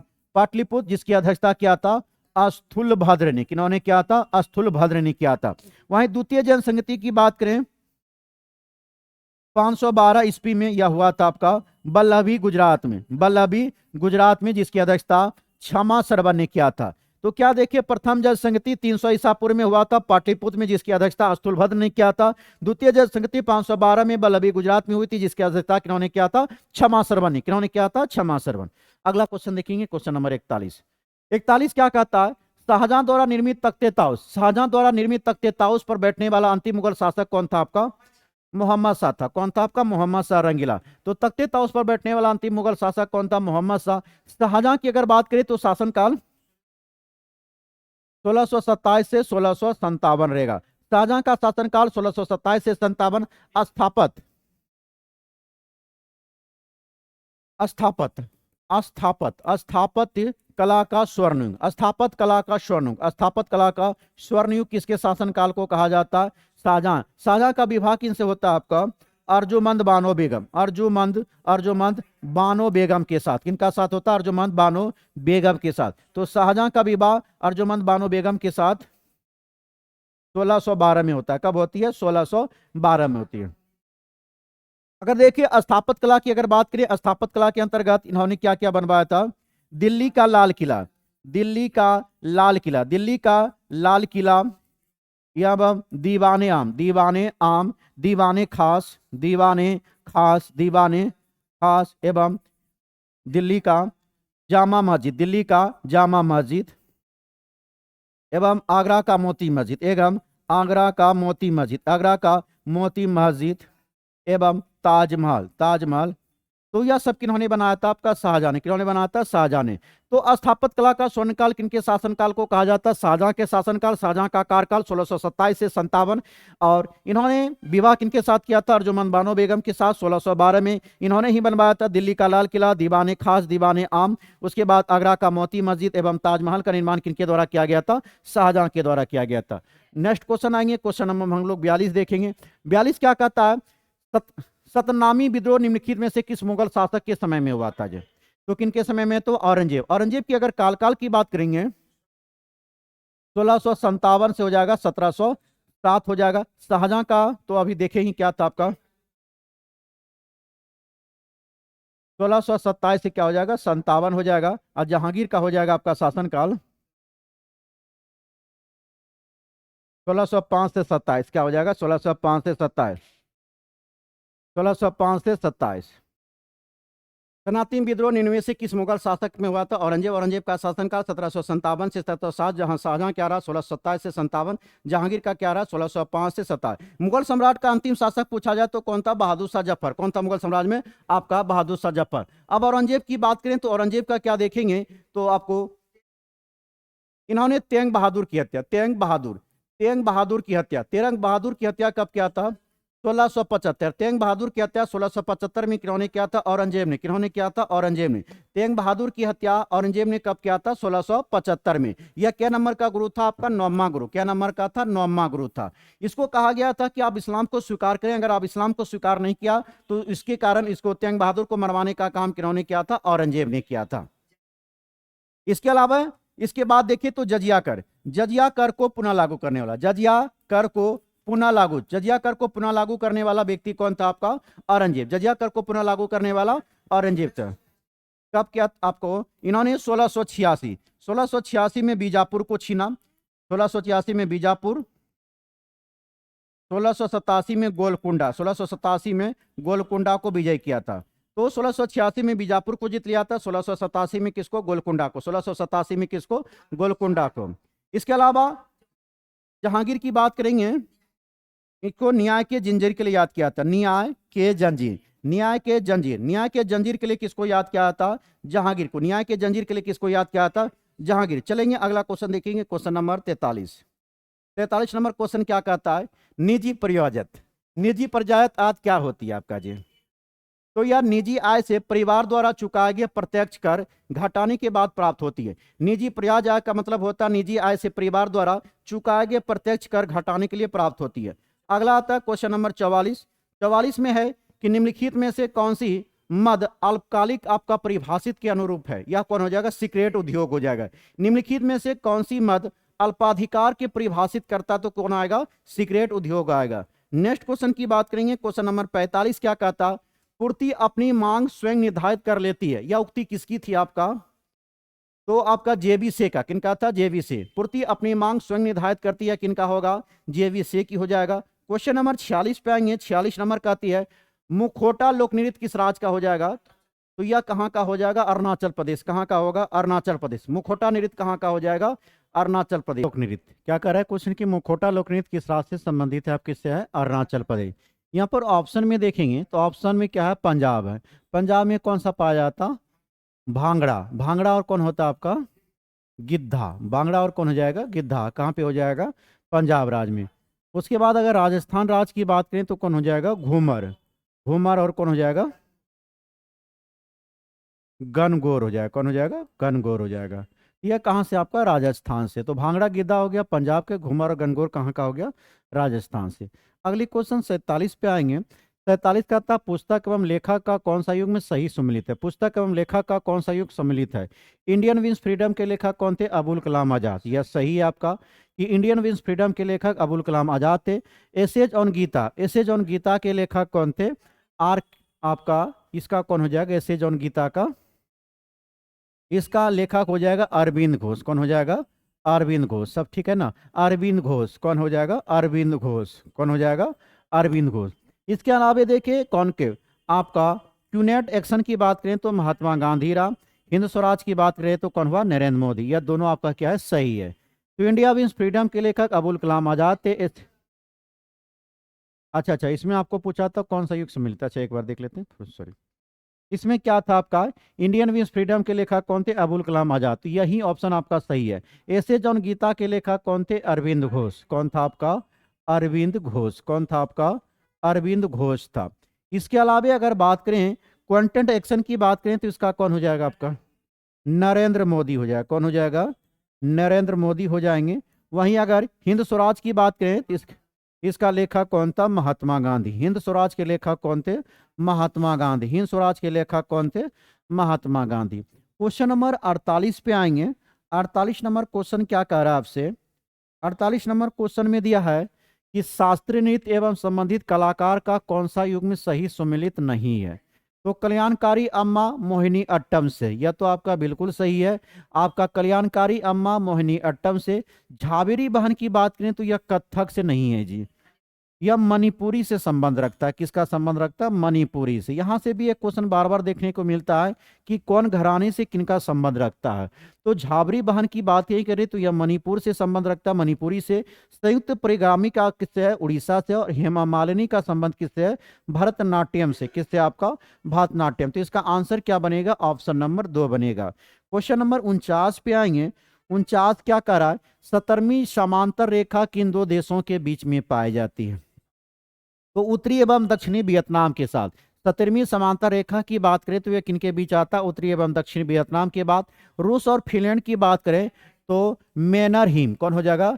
मेनर हिम रेखा। मेनर हिम रेखा किनके बीच है? आपका रूस और फिनलैंड के बीच है। भारत और पाकिस्तान के बीच कौन है? रेड क्लिप रेखा। कौन सी रेखा है? रेड क्लिप रेखा किनके बीच है? भारत और पाकिस्तान। उत्तरी कोरिया और दक्षिण कोरिया की बात करें तो 38वीं समांतर रेखा। 38 डिग्री समांतर रेखा किनके बीच है? तो उत्तरी कोरिया और दक्षिणी कोरिया। किनके बीच है? उत्तरी कोरिया और दक्षिणी कोरिया। तो रूस और फिनलैंड के बीच मेनर हिम रेखा, पाकिस्तान अफगानिस्तान रेड क्लिप रेखा, उत्तरी और दक्षिणी कोरिया के बीच कौन है? 38वीं समांतर रेखा। अगला क्वेश्चन, क्वेश्चन नंबर 50 पे आएंगे। 50 क्या कहता है? समाधि स्थल संबंधित व्यक्ति का कौन सा युग सही सुमेलित नहीं है? तो विजय घाट या महात्मा गांधी का नहीं है जी, इनका राजघाट है। महात्मा गांधी का क्या है? राजघाट है। महात्मा गांधी की समाधि स्थल की बात करें तो उनका समाधि स्थल क्या है? राजघाट। विजय घाट की बात करें तो यह लाल बहादुर शास्त्री का है। किनका है? लाल बहादुर शास्त्री का। किनका है? लाल बहादुर शास्त्री का। किनका है? लाल बहादुर शास्त्री। समता स्थल जगजीवन राम का है। अभय घाट की बात करें तो मोरारजी देसाई का। शक्ति स्थल किसका है? इंदिरा गांधी। शक्ति स्थल किनका है? इंदिरा गांधी। तो इसमें आंसर कौन बन जाएगा? ए नंबर बन जाएगा, क्योंकि विजय घाट का संबंध लाल बहादुर शास्त्री से है, जबकि राजघाट का संबंध महात्मा गांधी से है। क्वेश्चन नंबर 51 पे आएंगे। 51 का था ट्रॉफी से संबंधित खेलों से सही युग्म को पहचाने। इसमें कौन सा युग्म आपका सम्मिलित है? तो डरनेका का बैडमिंटन से नहीं। वाकर कप का संबंध किससे? आपका गोल्फ से। वाकर कप का संबंध किससे? गोल्फ से। नेक्स्ट क्वेश्चन देखेंगे, क्वेश्चन नंबर 52। 52 में कह रहा है भारत में प्रथम महिला से संबंधित कौन सा कथन असत्य है? प्रथम ज्ञानपीठ पुरस्कार जीतने वाली भारतीय महिला आशापूर्णा देवी।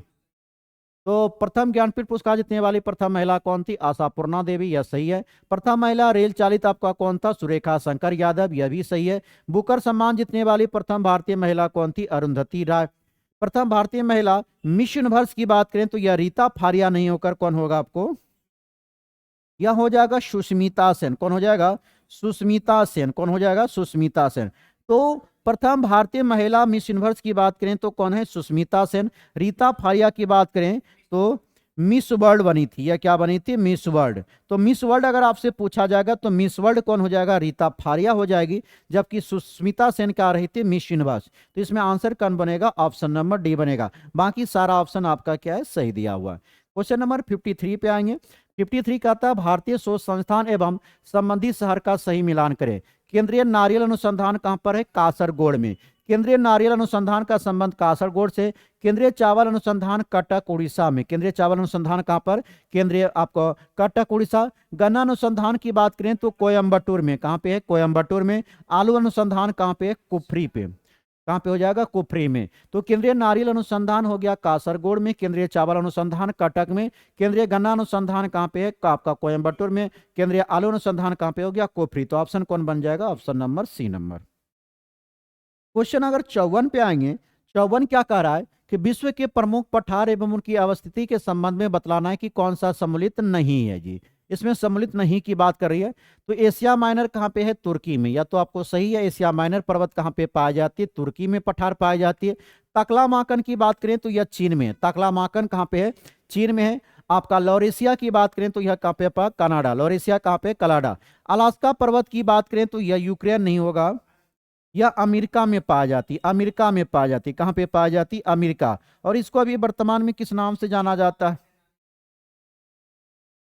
Mount Denali. क्या कहा जाता? माउंट डेनाली के नाम से जाना जाता। Mount Denali. तो माउंट डेनाली के नाम से किनको जाना जाता? अलास्का पर्वत को। तो अलास्का पठार कहां पे हो गया जी? अमेरिका राज्य में। उसके बाद अमेरिका देश में हो गया, सॉरी। इसमें देखेंगे सही मिलान का कथन चयन करें। जड़त्व का नियम किन्होंने दिया था? न्यूटन ने। नहीं जी, जड़त्व का नियम गैलीलियो ने दिया था। जड़त्व का नियम की अगर बात करें तो यह गैलीलियो साहब ने दिए थे। किन्होंने दिए थे? गैलीलियो साहब। तो जड़त्व का नियम गैलीलियो ने दिया था। डायनामो का आविष्कार किन्होंने किया था? यह किया था फेराडे ने। किन्होंने किया था? फेराडे। डायनामो का आविष्कार फेराडे ने किया था। परमाणु बम का आविष्कार किन्होंने किया था?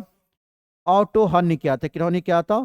ऑटो हन ने किया था। किन्होंने किया था? ऑटो हन ने। मतलब इसमें से कोई भी सम्मिलित आपका नहीं है। क्या देखे?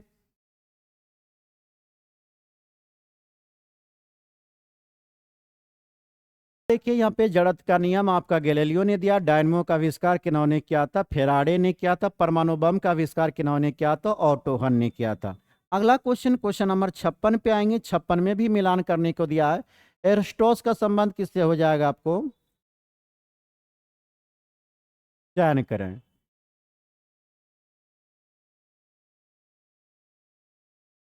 तो इसमें आपका चयन करना कौन सा गलत है जी। तो एस्टोरस का संबंध अग्निशामक वस्त्र से हो जाएगा। सोडियम बोजाइड का संबंध किससे हो जाएगा? अचार एवं मुरब्बे के परीक्षण में। और एलिचिन का संबंध आपका फलों को पकाने से नहीं होगा जी। फलों को कृत्रिम रूप से अगर पकाने की बात करें तो इसका प्रयोग एथिलीन का होता है। एथिलीन नामक एक हार्मोन पाया जाती है। आप लोग पढ़े होंगे कि पादप में टोटल कितनी हार्मोन पाया जाती है? 7 प्रकार का हार्मोन पाया जाती है। उसी में एक आपको गैसीय नाम का हार्मोन, मतलब मात्र 7 हार्मोन में से एकमात्र गैसीय हार्मोन कौन है? एथिलीन हार्मोन है, जो कि फल को पकाने में काम होती है। यह प्राकृतिक ढंग से पकाता है। किस ढंग से पकाता है? प्राकृतिक। वहीं कृत्रिम ढंग से पूछेगा तो क्या हो जाएगा? एसिटिलीन हो जाएगा। क्या हो जाएगा? एसिटिलीन। फल को कृत्रिम ढंग से पकाने के लिए किसका इस्तेमाल किया जाता है? एसिटिलीन का इस्तेमाल किया जाता है। तो इसमें ऑप्शन कौन बन गया? सी बन गया। बाकी डायनाफॉर्म हो गया जीवाणुनाशी के रूप में। चलेंगे क्वेश्चन नंबर 57 पे। 57 क्या कर रहा है? उपकरण। उपकरण एवं उनके उपयोगों का कौन सा युग्म सही सुमिलित नहीं है? बैरोमीटर वायुदाब को मापने का यंत्र है जी, या वायुदाब है। कौन हो जाएगा? वायुदाब। तो बैरोमीटर वायुदाब मापने का यंत्र है, यह तो बिल्कुल सही है। हाइग्रोमीटर की बात करें तो द्रव्य की आपेक्षिक घनत्व को मापने का माप करता है। इसके अलावा यह सही है आपका हाइग्रोमीटर की बात की। एनीमोमीटर ध्वनि की तीव्रता को मापने के लिए। तो एनीमोमीटर यह आपको किसको मापता है? वायु की शक्ति। वायु की शक्ति एवं गति को, वायु की शक्ति एवं गति को मापने का काम कौन करता है? एनीमोमीटर करता। अब फाइडोमीटर किसको मापता है? समुद्र की गहराई। तो इसमें ऑप्शन कौन बना? ऑप्शन नंबर सी, क्योंकि एनीमोमीटर वायु की शक्ति एवं गति को मापने का काम करती है। Question number 58। संविधान के निर्माण के संविधान सभा को कुल कितना समय लगा था? 2 वर्ष 11 महीना 18 दिन। संविधान को अंगीकृत करने की बात करें तो 26 नवंबर 1949 को। कब हुआ था? 26 नवंबर 1949 को संविधान को अंगीकृत किया गया था और अंतिम रूप से इसको अपनाया गया था। आपको कब हुआ? 26 जनवरी 1950 को। तो इसमें कितना समय लगा? संविधान के निर्माण में लगा था 2 वर्ष 11 महीना 18 दिन। लगभग 63 लाख आसपास, आपको 64 लाख के आसपास खर्च हुआ था इसमें। इसके बात करें, तीन में से कौन सा मूल अधिकार केवल भारतीय नागरिकों को प्राप्त है? तो सरकारी सेवाओं के विषय में अवसर की समानता। आप लोग जानते हैं मौलिक अधिकार कितने प्रकार के हैं? 6 प्रकार की। सबसे पहला कौन आता है? आपको समानता का अधिकार। कौन आता है? समानता का अधिकार। समानता के अधिकार की अगर बात करें, समानता का अधिकार अनुच्छेद कहां से हो जाएगा? 14 से 18। उसके बाद अगर दूसरा बात करें, समानता के बाद कौन हो जाएगा? शोषण नहीं, सही आपका हो जाएगा स्वतंत्रता के विरुद्ध अधिकार। स्वतंत्रता का अधिकार। स्वतंत्रता का अधिकार अगर बात किया जाए, स्वतंत्रता का अधिकार कहां से कहां हो जाएगा? 19 से 22 हो जाएगा। तीसरा बात करें तो कौन हो जाता है? शोषण के विरुद्ध अधिकार। शोषण के विरुद्ध अधिकार। शोषण के विरुद्ध अधिकार कौन सा हो जाएगा? अनुच्छेद 23 से 25 हो जाएगा, सॉरी 23 से 24 होगा। चौथा देखेंगे तो क्या हो जाएगा? धार्मिक स्वतंत्रता का अधिकार। धार्मिक स्वतंत्रता का अधिकार अगर बात करें तो धार्मिक स्वतंत्रता का अधिकार 25 से कहाँ होगा? 28 होगा। पांचवा देखिए, धार्मिक के बाद क्या हो जाएगा आपका? आपको शिक्षा एवं संस्कृति, शिक्षा एवं संस्कृति संबंधी अधिकार। शिक्षा एवं संस्कृति संबंधी अधिकार हो जाएगा 29 से 30 हो जाएगा। और छठा हो जाएगा संवैधानिक उपचारों का अधिकार। संवैधानिक उपचारों का अधिकार। संवैधानिक उपचारों का अधिकार किसमें हो जाएगा? अनुच्छेद 32 में हो जाए। तो क्या देखिए इसमें कहा रहा था, इनमें से कौन सा मूल अधिकार केवल भारतीय नागरिक को प्राप्त, मतलब केवल भारतीय नागरिकों को प्राप्त है। सरकारी सेवा में विशेष अवसर की समानता, इसका उल्लेख कौन सा अनुच्छेद मिलता है? तो अनुच्छेद 16 में मिलता है। किसमें मिलता है? 16 में किया गया। धर्म की स्वतंत्रता की बात करें तो अनुच्छेद 25 में दिया गया, किसी भी प्रकार के धर्म को मानने के लिए आप स्वतंत्र है। विधि के समानता की बात करें तो अनुच्छेद किसमें है? 14 में। किसमें? अनुच्छेद 14 में। और शोषण के विरुद्ध अधिकार तो आप लोग जान ही रहे। अगला देखेंगे क्वेश्चन नंबर 60 क्या करा? संसद सदस्य की अयोग्यता संबंधित विवाद का फैसला कौन करता है जी? तो चुनाव आयोग के परामर्श से कौन करता है? राष्ट्रपति। संसद की अगर बात करें, संसद का उल्लेख इसमें मिलता है अनुच्छेद 79 में। संसद सदस्य बनने के लिए किसी को लोकसभा सदस्य बनने के लिए कितना एज होना चाहिए? 25 वर्ष एज होनी चाहिए। और राज्यसभा का सदस्य बनने के लिए कितना होना चाहिए? 30 वर्ष एज होना चाहिए। वहीं राष्ट्रपति बनने और उपराष्ट्रपति बनने के लिए कितना एज होनी चाहिए? 35 वर्ष एज पूरा होनी चाहिए जी। तो क्या कर रहा है? चुनाव आयोग के परामर्श से कौन करता है? राष्ट्रपति। संसद सदस्यों की अयोग्यता संबंधित विवादों का निपटारा कौन करता है? चुनाव आयोग के परामर्श पे कौन करता है? राष्ट्रपति। क्वेश्चन नंबर 61 पे आएंगे। 61 का था, राज्यसभा का सभापति अपने त्याग पत्र किसको देगा? राज्यसभा का सभापति अपना त्याग पत्र किसको देगा? तो यह किनको देगा? आपको राष्ट्रपति। राज्यसभा का सभापति अपना त्याग पत्र किनको देगा? राष्ट्रपति को देगा। क्योंकि राष्ट्रपति सभापति तो होते हैं, लेकिन वह क्या रहते हैं? आपका उपराष्ट्रपति रहते हैं। लोकसभा की बात करें, लोकसभा के अध्यक्ष का उल्लेख किसमें? अनुच्छेद 93 में। किसमें है? अनुच्छेद 93। अनुच्छेद 75 के तहत प्रधानमंत्री नियुक्त किया जाता है राष्ट्रपति के द्वारा। अनुच्छेद 75 के तहत प्रधानमंत्री की नियुक्ति कौन करता है? राष्ट्रपति। और अनुच्छेद 52 में कहा गया कि भारत में क्या होगा? राष्ट्रपति होगा। अगला क्वेश्चन देखेंगे, क्वेश्चन नंबर 62 में क्या कह रहा है? भारतीय संविधान के किस अनुच्छेद के तहत सर्वोच्च न्यायालय को मौलिक अधिकार का संरक्षण प्राप्त है जी? भारतीय संविधान के किस अनुच्छेद के तहत सर्वोच्च न्यायालय को मौलिक अधिकार का संरक्षण प्राप्त है? अनुच्छेद 32। वहीं कहें अगर अनुच्छेद 43 की बात करें तो परामर्श लेने का, राष्ट्रपति को कानूनी सलाह लेने का अधिकार सर्वोच्च न्यायालय से कौन सा अनुच्छेद के तहत है? आपको अनुच्छेद 43 के तहत। और अनुच्छेद 124 में क्या? सुप्रीम कोर्ट का वर्णन किया गया। अनुच्छेद 124 में क्या? सुप्रीम कोर्ट है। वहीं अनुच्छेद 129 की बात करें तो सुप्रीम कोर्ट एक अभिलेख न्यायालय, इसका उल्लेख कौन सा अनुच्छेद में है? अनुच्छेद 129 में किया गया। नेक्स्ट क्वेश्चन आता है, क्वेश्चन नंबर अगर 63 की बात करेंगे, 63 क्या कहता है? निम्नलिखित में से कौन सा विषय समावृत्ति सूची के अंतर्गत आता है जी? तो कौन आएगा? विद्युत आएगा। यहां पर बात करेंगे तो 7वीं अनुसूची में जी, 7वीं अनुसूची में 3 प्रकार की सूची आती है।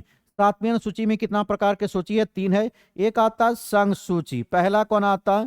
संघ सूची। दूसरा आता है राज्य सूची, दूसरा कौन आता है? राज्य सूची। तीसरा कौन आता है? समवर्ती सूची। कौन आता है?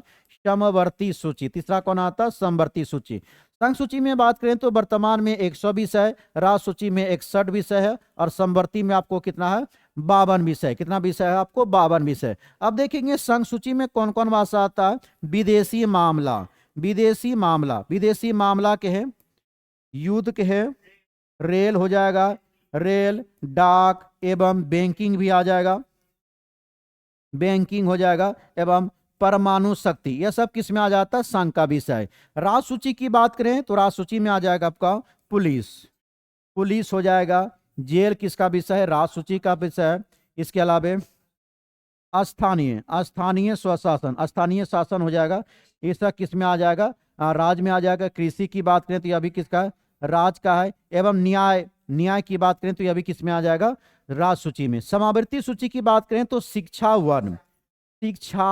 वन एवं विवाह तलाक एवं आर्थिक नियोजन,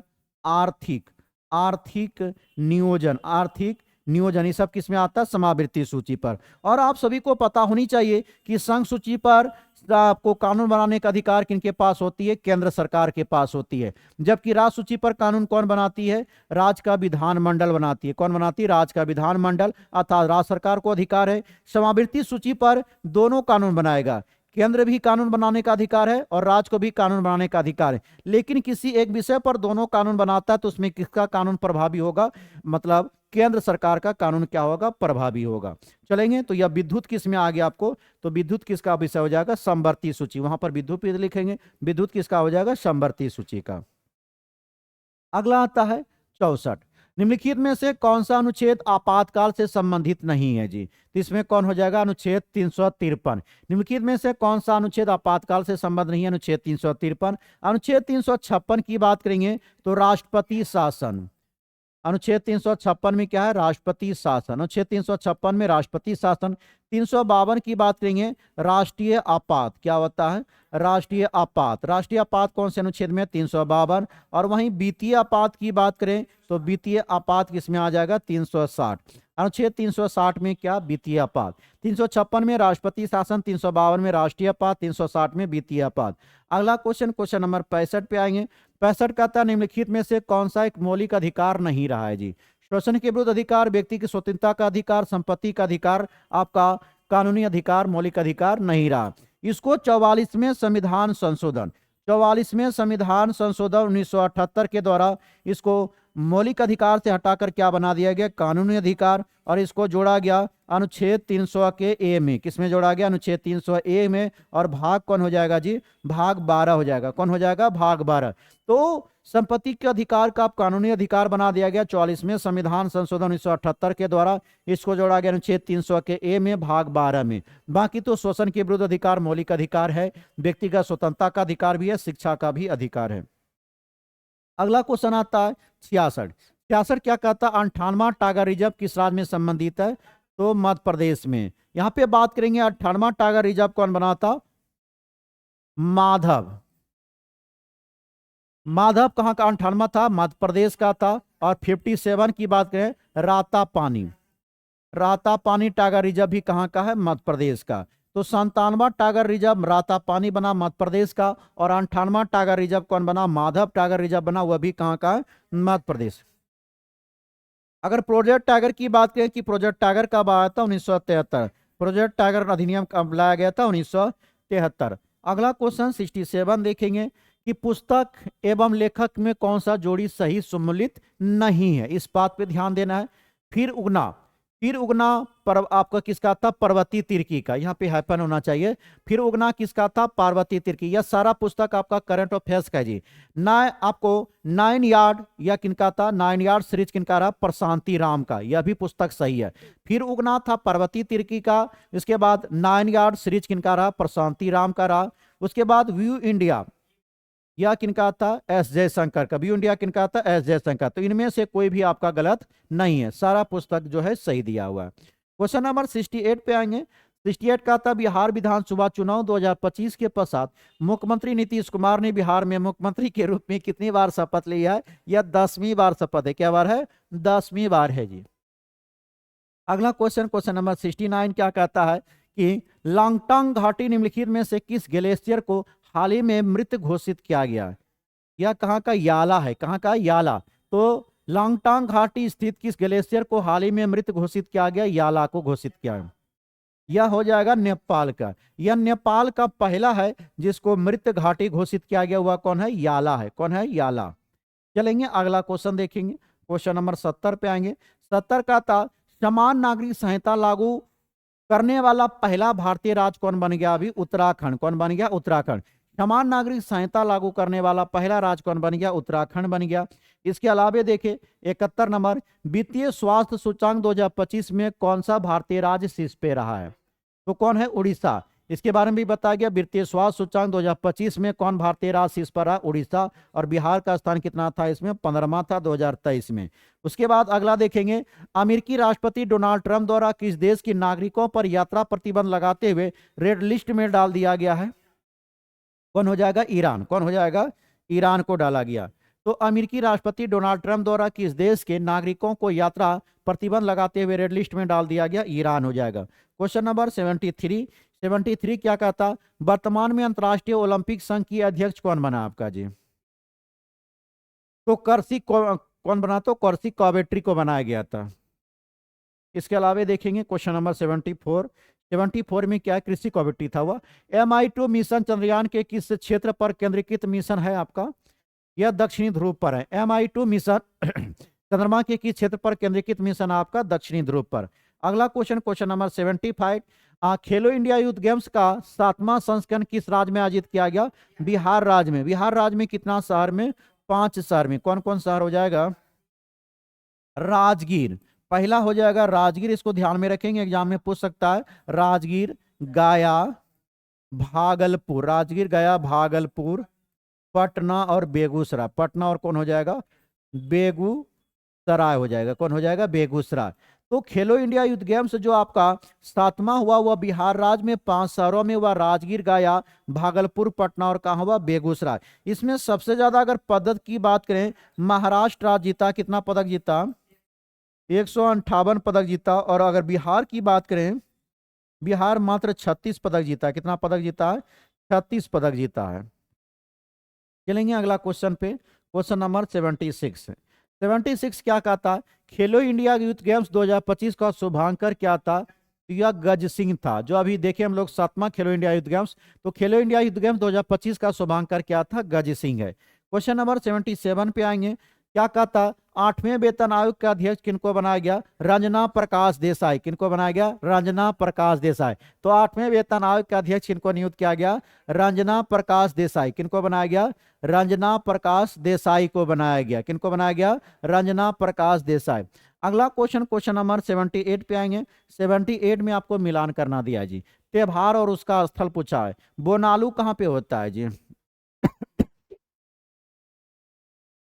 बोनालू आपको कहाँ जाएगा, तेलंगाना। बोनालू कहाँ मनाता है, तेलंगाना। त्रिशुपुरम की बात करें तो केरल, त्रिशुपुरम कहाँ होगा, केरल। सरहुल झारखंड में मनाया जाता, चापचरकूट कहाँ होता है, मिजोरम में। Option number 3 number. तो बोनालू कहाँ मनाया गया, तेलंगाना में। त्रिशुपुरम कहाँ का, केरल का। सरहुल कहाँ का हो गया, झारखंड। चापचरकूट फेस्टिवल कहाँ पे होती है, मिजोरम। क्वेश्चन नंबर 78 पे आएंगे, 79 पे। 79 का था, बजट 2025-26 में दलहनों में आत्मनिर्भरता मिशन हेतु किस दाल पर विशेष ध्यान नहीं दिया गया जी, तो किस पे नहीं दिया गया, मूंग। यहाँ पर देखेंगे जब आप बजट पढ़ा रहे थे उसमें देखे थे यह 3 को महत्वपूर्ण ध्यान दिया गया था, उड़द, अरहर और कौन था, मसूर था। किस पे ध्यान नहीं दिया गया, मूंग पर ध्यान नहीं दिया गया। अगला क्वेश्चन देखेंगे, क्वेश्चन नंबर 80 देखेंगे। बजट 2025-26 में एमएसएमई मंत्रालय की बात करें, जीतन राम मांझी के पास है। तो बजट 2025-26 में एमएसएमई में निवेश एवं टर्नओवर की संशोधित सीमा कौन सी है, तो यह सूक्ष्म निवेश 2.5 से आपको टर्नशिप 10 करोड़ है, लघु निवेश में 25 से 100 करोड़ है, मध्यम में 125 से कितना है, 500 करोड़। तो ये इसमें आपको क्या है, टोटल सही है। इस डाटा को याद रखेंगे अच्छे से। क्वेश्चन नंबर 81 पे आएंगे। 81, मिशन लाइफ की अवधारणा की सम्मेलन की दौरान पेश किया गया था, या कॉप 26 में। मिशन लाइफ की अवधारणा की सम्मेलन में पेश किया गया था, कॉप 26 में। किसमें किया गया था, कॉप 26 में। क्वेश्चन नंबर 82 पे आएंगे। 82 नंबर क्वेश्चन क्या है, मिशन लाइफ का भारत का लक्ष्य, मिशन लाइफ का भारत का लक्ष्य 2028 तक कितने प्रतिशत निकाय को पर्यावरण पर्यावरण अनुकूल बनाना है, आपको कितना, 80%। कितना परसेंट बनाना है, 80%। नेक्स्ट क्वेश्चन 83 है, ऑस्ट्रेलिया ओपन 2025 का पुरुष एकल खिताब किन्होंने जीता, आपका जैनिक सिन्हा के द्वारा जीता गया। किनको जीता गया, जैनिक सिन्हा। ऑस्ट्रेलियन ओपन 2025 का पुरुष एकल खिताब किन्होंने जीता, जैनिक सिन्हा। ऑस्ट्रेलियन ओपन की बात करें तो यह हार्ड कोर्ट पे खेला जाता है, यूएसएन ओपन को भी हार्ड कोर्ट पे खेला जाता है। आईसीसी अवार्ड 2025 में women's ODI cricket of the year 2024 का पुरस्कार किन्होंने जीता, आपका स्मृति मांधना। आईसीसी अवार्ड 2025 में women's ODI cricket of the year 2024 का पुरस्कार किन्होंने जीता है, स्मृति मांधना ने जीता है। अगला क्वेश्चन पे ध्यान देंगे, क्वेश्चन 85, खो खो विश्व कप 2025 जीतने वाली भारतीय महिला टीम का कप्तान कौन बनी है, आपका, या प्रिसिका इंगले। खो खो विश्व कप 2025 जीतने वाली भारतीय महिला टीम कौन बनी, प्रिसिका इंगले। क्वेश्चन नंबर 86 पे आएंगे। 86 क्या कहता है, जिसके हृदय में ममता नहीं हो, यह हिंदी का क्वेश्चन आ गया, जिसके हृदय में ममता नहीं हो के लिए एक शब्द क्या बनेगा, निर्दयी हो जाएगा ना, अच्छा निर्मन हो जाएगा जी, तो आप ही लोग इसमें तेज है। कौन होगा, निर्मन होगा। कौन होगा, निर्मम होगा। अगला क्वेश्चन देखेंगे, क्वेश्चन नंबर 87। 87 क्या कहता है, व्याकुल शब्द का संधि विच्छेद क्या होगा, तो वी प्लस क्या होगा, आकुल होगा। व्याकुल का संधि विच्छेद क्या होगा, वी प्लस आकुल होगा। इसके अलावा देखेंगे क्वेश्चन 88 में आएंगे। 88 में तो इंग्लिश है, तुम कल स्कूल क्यों नहीं जाएगा, इसका ट्रांसलेट करना है जी। तो why did you not go to school yesterday, कौन हो जाएगा, ऑप्शन नंबर ए। कौन हो जाएगा, ऑप्शन नंबर ए हो जाएगा। नेक्स्ट क्वेश्चन देखेंगे, क्वेश्चन नंबर 89। 89 नंबर क्या कहता है, एंटीसिपेशन का हिंदी परिभाषिक शब्द क्या होता है, तो कौन होगा आपका? ए नंबर होगा, पूर्वानुमान होगा। कौन होगा? पूर्वानुमान होती है। अगला क्वेश्चन देखेंगे, क्वेश्चन नंबर 90 की बात करें तो 90 में दिया है पुष्टांक का अंग्रेजी अर्थ क्या होता है? तो आपको इंडोर सेटलमेंट होता है। कौन हो जाएगा? ऑप्शन नंबर डी हो जाएगा। अगला क्वेश्चन आता है 91, यहां से आपका मैथ की शुरुआत होती है। 200 लीटर अल्कोहल के बिलियन में 30% आपको क्या है जी? अल्कोहल है। टोटल कितना दिया है? 200 दिया। 200 में 30% बिलियन क्या है? अल्कोहल है। हम लोग पहले अल्कोहल के बारे में निकाल लेते हैं। तो यह कितना हो जाएगा? आपको 0 0 कट जाएगा, कितना हो जाएगा? 60 लीटर हो जाएगा। आप कहता बिलियन में कितना मिला दे कि 50% मिलियन में आपको क्या हो जाए? अल्कोहल हो जाए। कितना परसेंटेज मिला दिया जाए कि अल्कोहल की मात्रा कितना पहुंच जाए? 50% पहुंच जाए। तो हम लोग जोड़ देते हैं, अल्कोहल पहले 60 है, उसमें एक्स जोड़ देंगे। आपको कितना है टोटल? अगर देखेंगे क्या होगा? 200 है। उसके बाद क्या हो जाएगा आपका? इधर 50 का 1/2 होता है। क्या होता है? 1/2। इसको अगर मल्टीप्लाई करेंगे तो क्या बनेगा? 120 प्लस क्या बनेगा? 2x बराबर इधर क्या होगा? 2x। इसके बाद 2x बराबर क्या हो गया? 200 में से 120 को घटा देंगे, कितना बनेगा जी? 80 बनेगा ना। 2x बराबर क्या होगा? 80। x का मान क्या हो जाएगा? 80/2 करेंगे कितना होगा? 40। ये क्या हो गया? अच्छा अच्छा अच्छा, यहाँ पे ना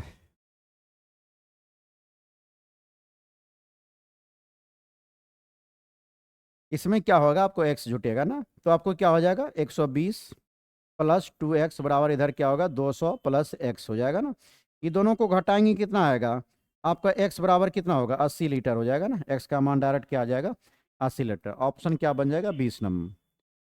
उसके बाद क्वेश्चन नंबर 92 देखेंगे। 92 क्या कहता है? एक वस्तु का विक्रय मूल्य और क्रय मूल्य क्रमशः कितना दिया है? 5400 और 5200 है। यदि वस्तु का 10% की छूट दी जाए तो अगर अंकित मूल्य का कोई छूट नहीं दी जाती है तो आपका लाभ प्रतिशत क्या होगा? मार्केट प्राइस का कितना कह रहा है जी? मार्केट प्राइस निकालना है ना। इसका क्या कह रहा है? 10% का छूट कह रहा है ना, तो क्या हो जाएगा? 90/100 हो जाएगा। और आपको मान आपको कितना दिया है? इसका मान 5400। इसका मान कितना दिया है? 5400 दिया है।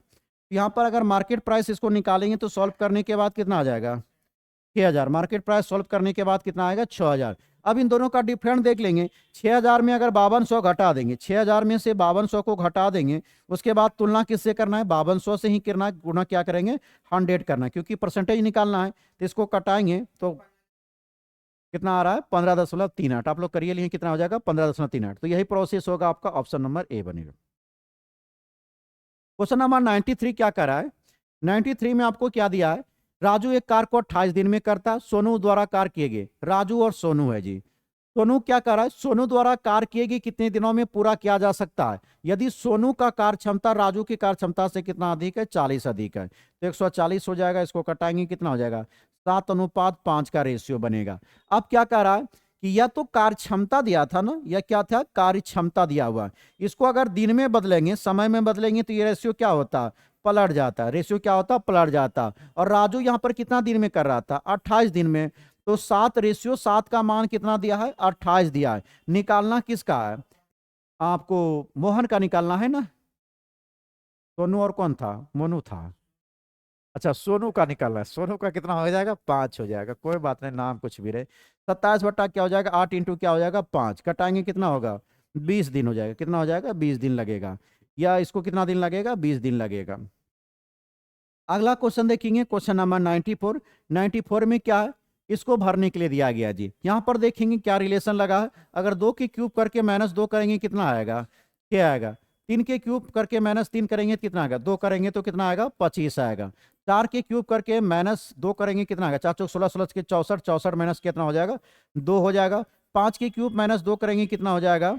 123 होगा। तो यही आपका फ्लो किया है। तो इसमें कौन बनेगा? ऑप्शन नंबर बी बनेगा। कौन बनेगा? बी बनेगा। मतलब एक संख्या को क्यूब करके वही संख्या क्या कर रहा है? उसमें घटा रहा है, -2 कर रहा है। अगला देखेंगे, क्वेश्चन नंबर 95। 95 क्या कर रहा है? यदि एक बेलन की ऊंचाई में 30% की वृद्धि और उसके आधार में कितना कमी कर रहा है? 15% की कमी हो, तो इसका वक्र पृष्ठीय क्षेत्रफल में कितना % की वृद्धि होगी? सीधा जानते हैं, ऐसी कोई भी चीज दिया हो तो उसमें क्या करेंगे? ए बी फॉर्मूला का इस्तेमाल करेंगे।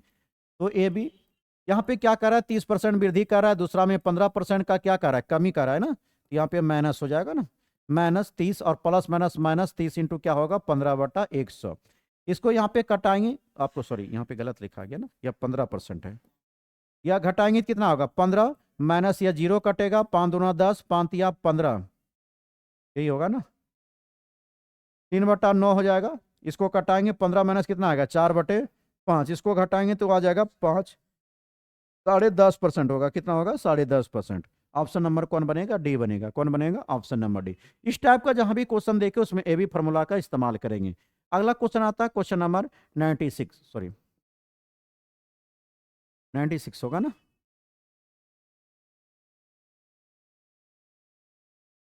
क्वेश्चन नंबर 96 पर अगर ध्यान देंगे, एक कमरे की फर्श में टाइल्स लगाने के लिए आवश्यक वर्गाकार टाइल की न्यूनतम संख्या ज्ञात कीजिए जब कमरे के तापमान सॉरी माप कितना है आपको 1295 सेंटीमीटर और लंबाई कितना है 385। सबसे पहले इसका अगर क्षेत्रफल निकाल दीजिए तो गुना हो जाएगा, कितना हो जाएगा आपको जी 1295 इंटू क्या करेंगे 385 होगा, मल्टीप्लाई करेंगे तो कितना आ जाएगा इसको। हाँ अगर इसका, हाँ यहाँ पे अगर दूसरा निकालना है तो इसका सबसे पहले क्या करेंगे एलसीएम निकाल लेंगे। 1295 और किसका 385 का, तो एलसीएम कितना आ जाएगा इसका। इसका एचसीएफ निकाल रहे थे ना हम लोग, एचसीएफ हो जाएगा। एचसीएफ की बात करें तो एचसीएफ यहाँ पे कितना आ जाएगा इन दोनों का 35 आ जाएगा। कितना आ जाएगा 35। अब हमको क्या निकालना है यहाँ पे, तो न्यूनतम संख्या निकालनी है। तो कितना हो जाएगा 1295 इंटू 1300 सॉरी 385 ना, बट आप 35 इंटू क्या हो जाएगा 35। ये आपका एचसीएफ कितना आया 35 इंटू 35 आया। तो क्या हो जाएगा इसका 407 आया। कितना आ रहा है 407। चलेंगे इसको सॉल्व कर लीजिएगा, कुछ खास नहीं है इसमें। क्वेश्चन नंबर 97 की बात करें, 97 में क्या दिया है आपका, रीजनिंग दिया है ना। इसमें क्या दिया है आपका ROAD दिया है। क्या दिया ROAD, इसका बन के क्या है ILZW। इसमें R का मान 18 होता, O का मान 15, A का मान क्या होता 1 होता, D का मान 4 होता।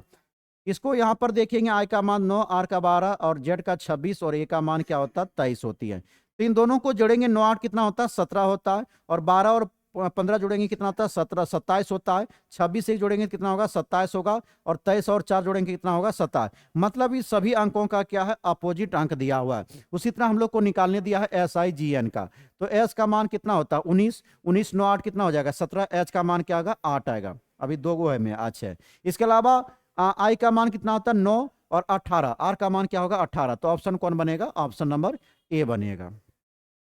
चलेंगे क्वेश्चन नंबर हम लोग 98 में। 98 क्या कहता है, रामू एक पंक्ति में बाएं छोर पर 13वें स्थान पर है, जबकि दाएं छोर पर वह कितना है 14वें स्थान पर। तो कुल कितनी जनसंख्या है जी, तो 14 प्लस क्या कर देंगे 13 कर देंगे, और माइनस इसमें क्या करते हैं 1 करते हैं। तो 27 माइनस 1 हो जाएगा, कितना हो जाएगा 26। इस टाइप के क्वेश्चन में बस यही सिंपल फॉर्मूला रहता है आपका, क्या बनेगा ऑप्शन नंबर ए बनेगा।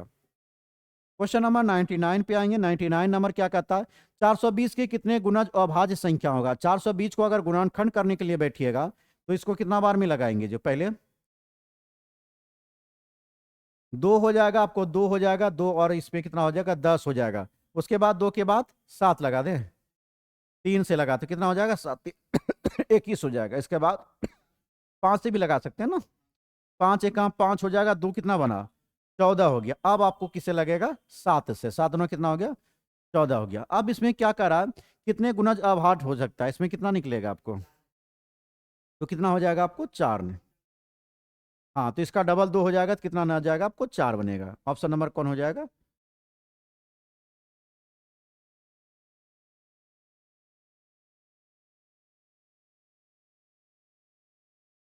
क्वेश्चन नंबर 100 है।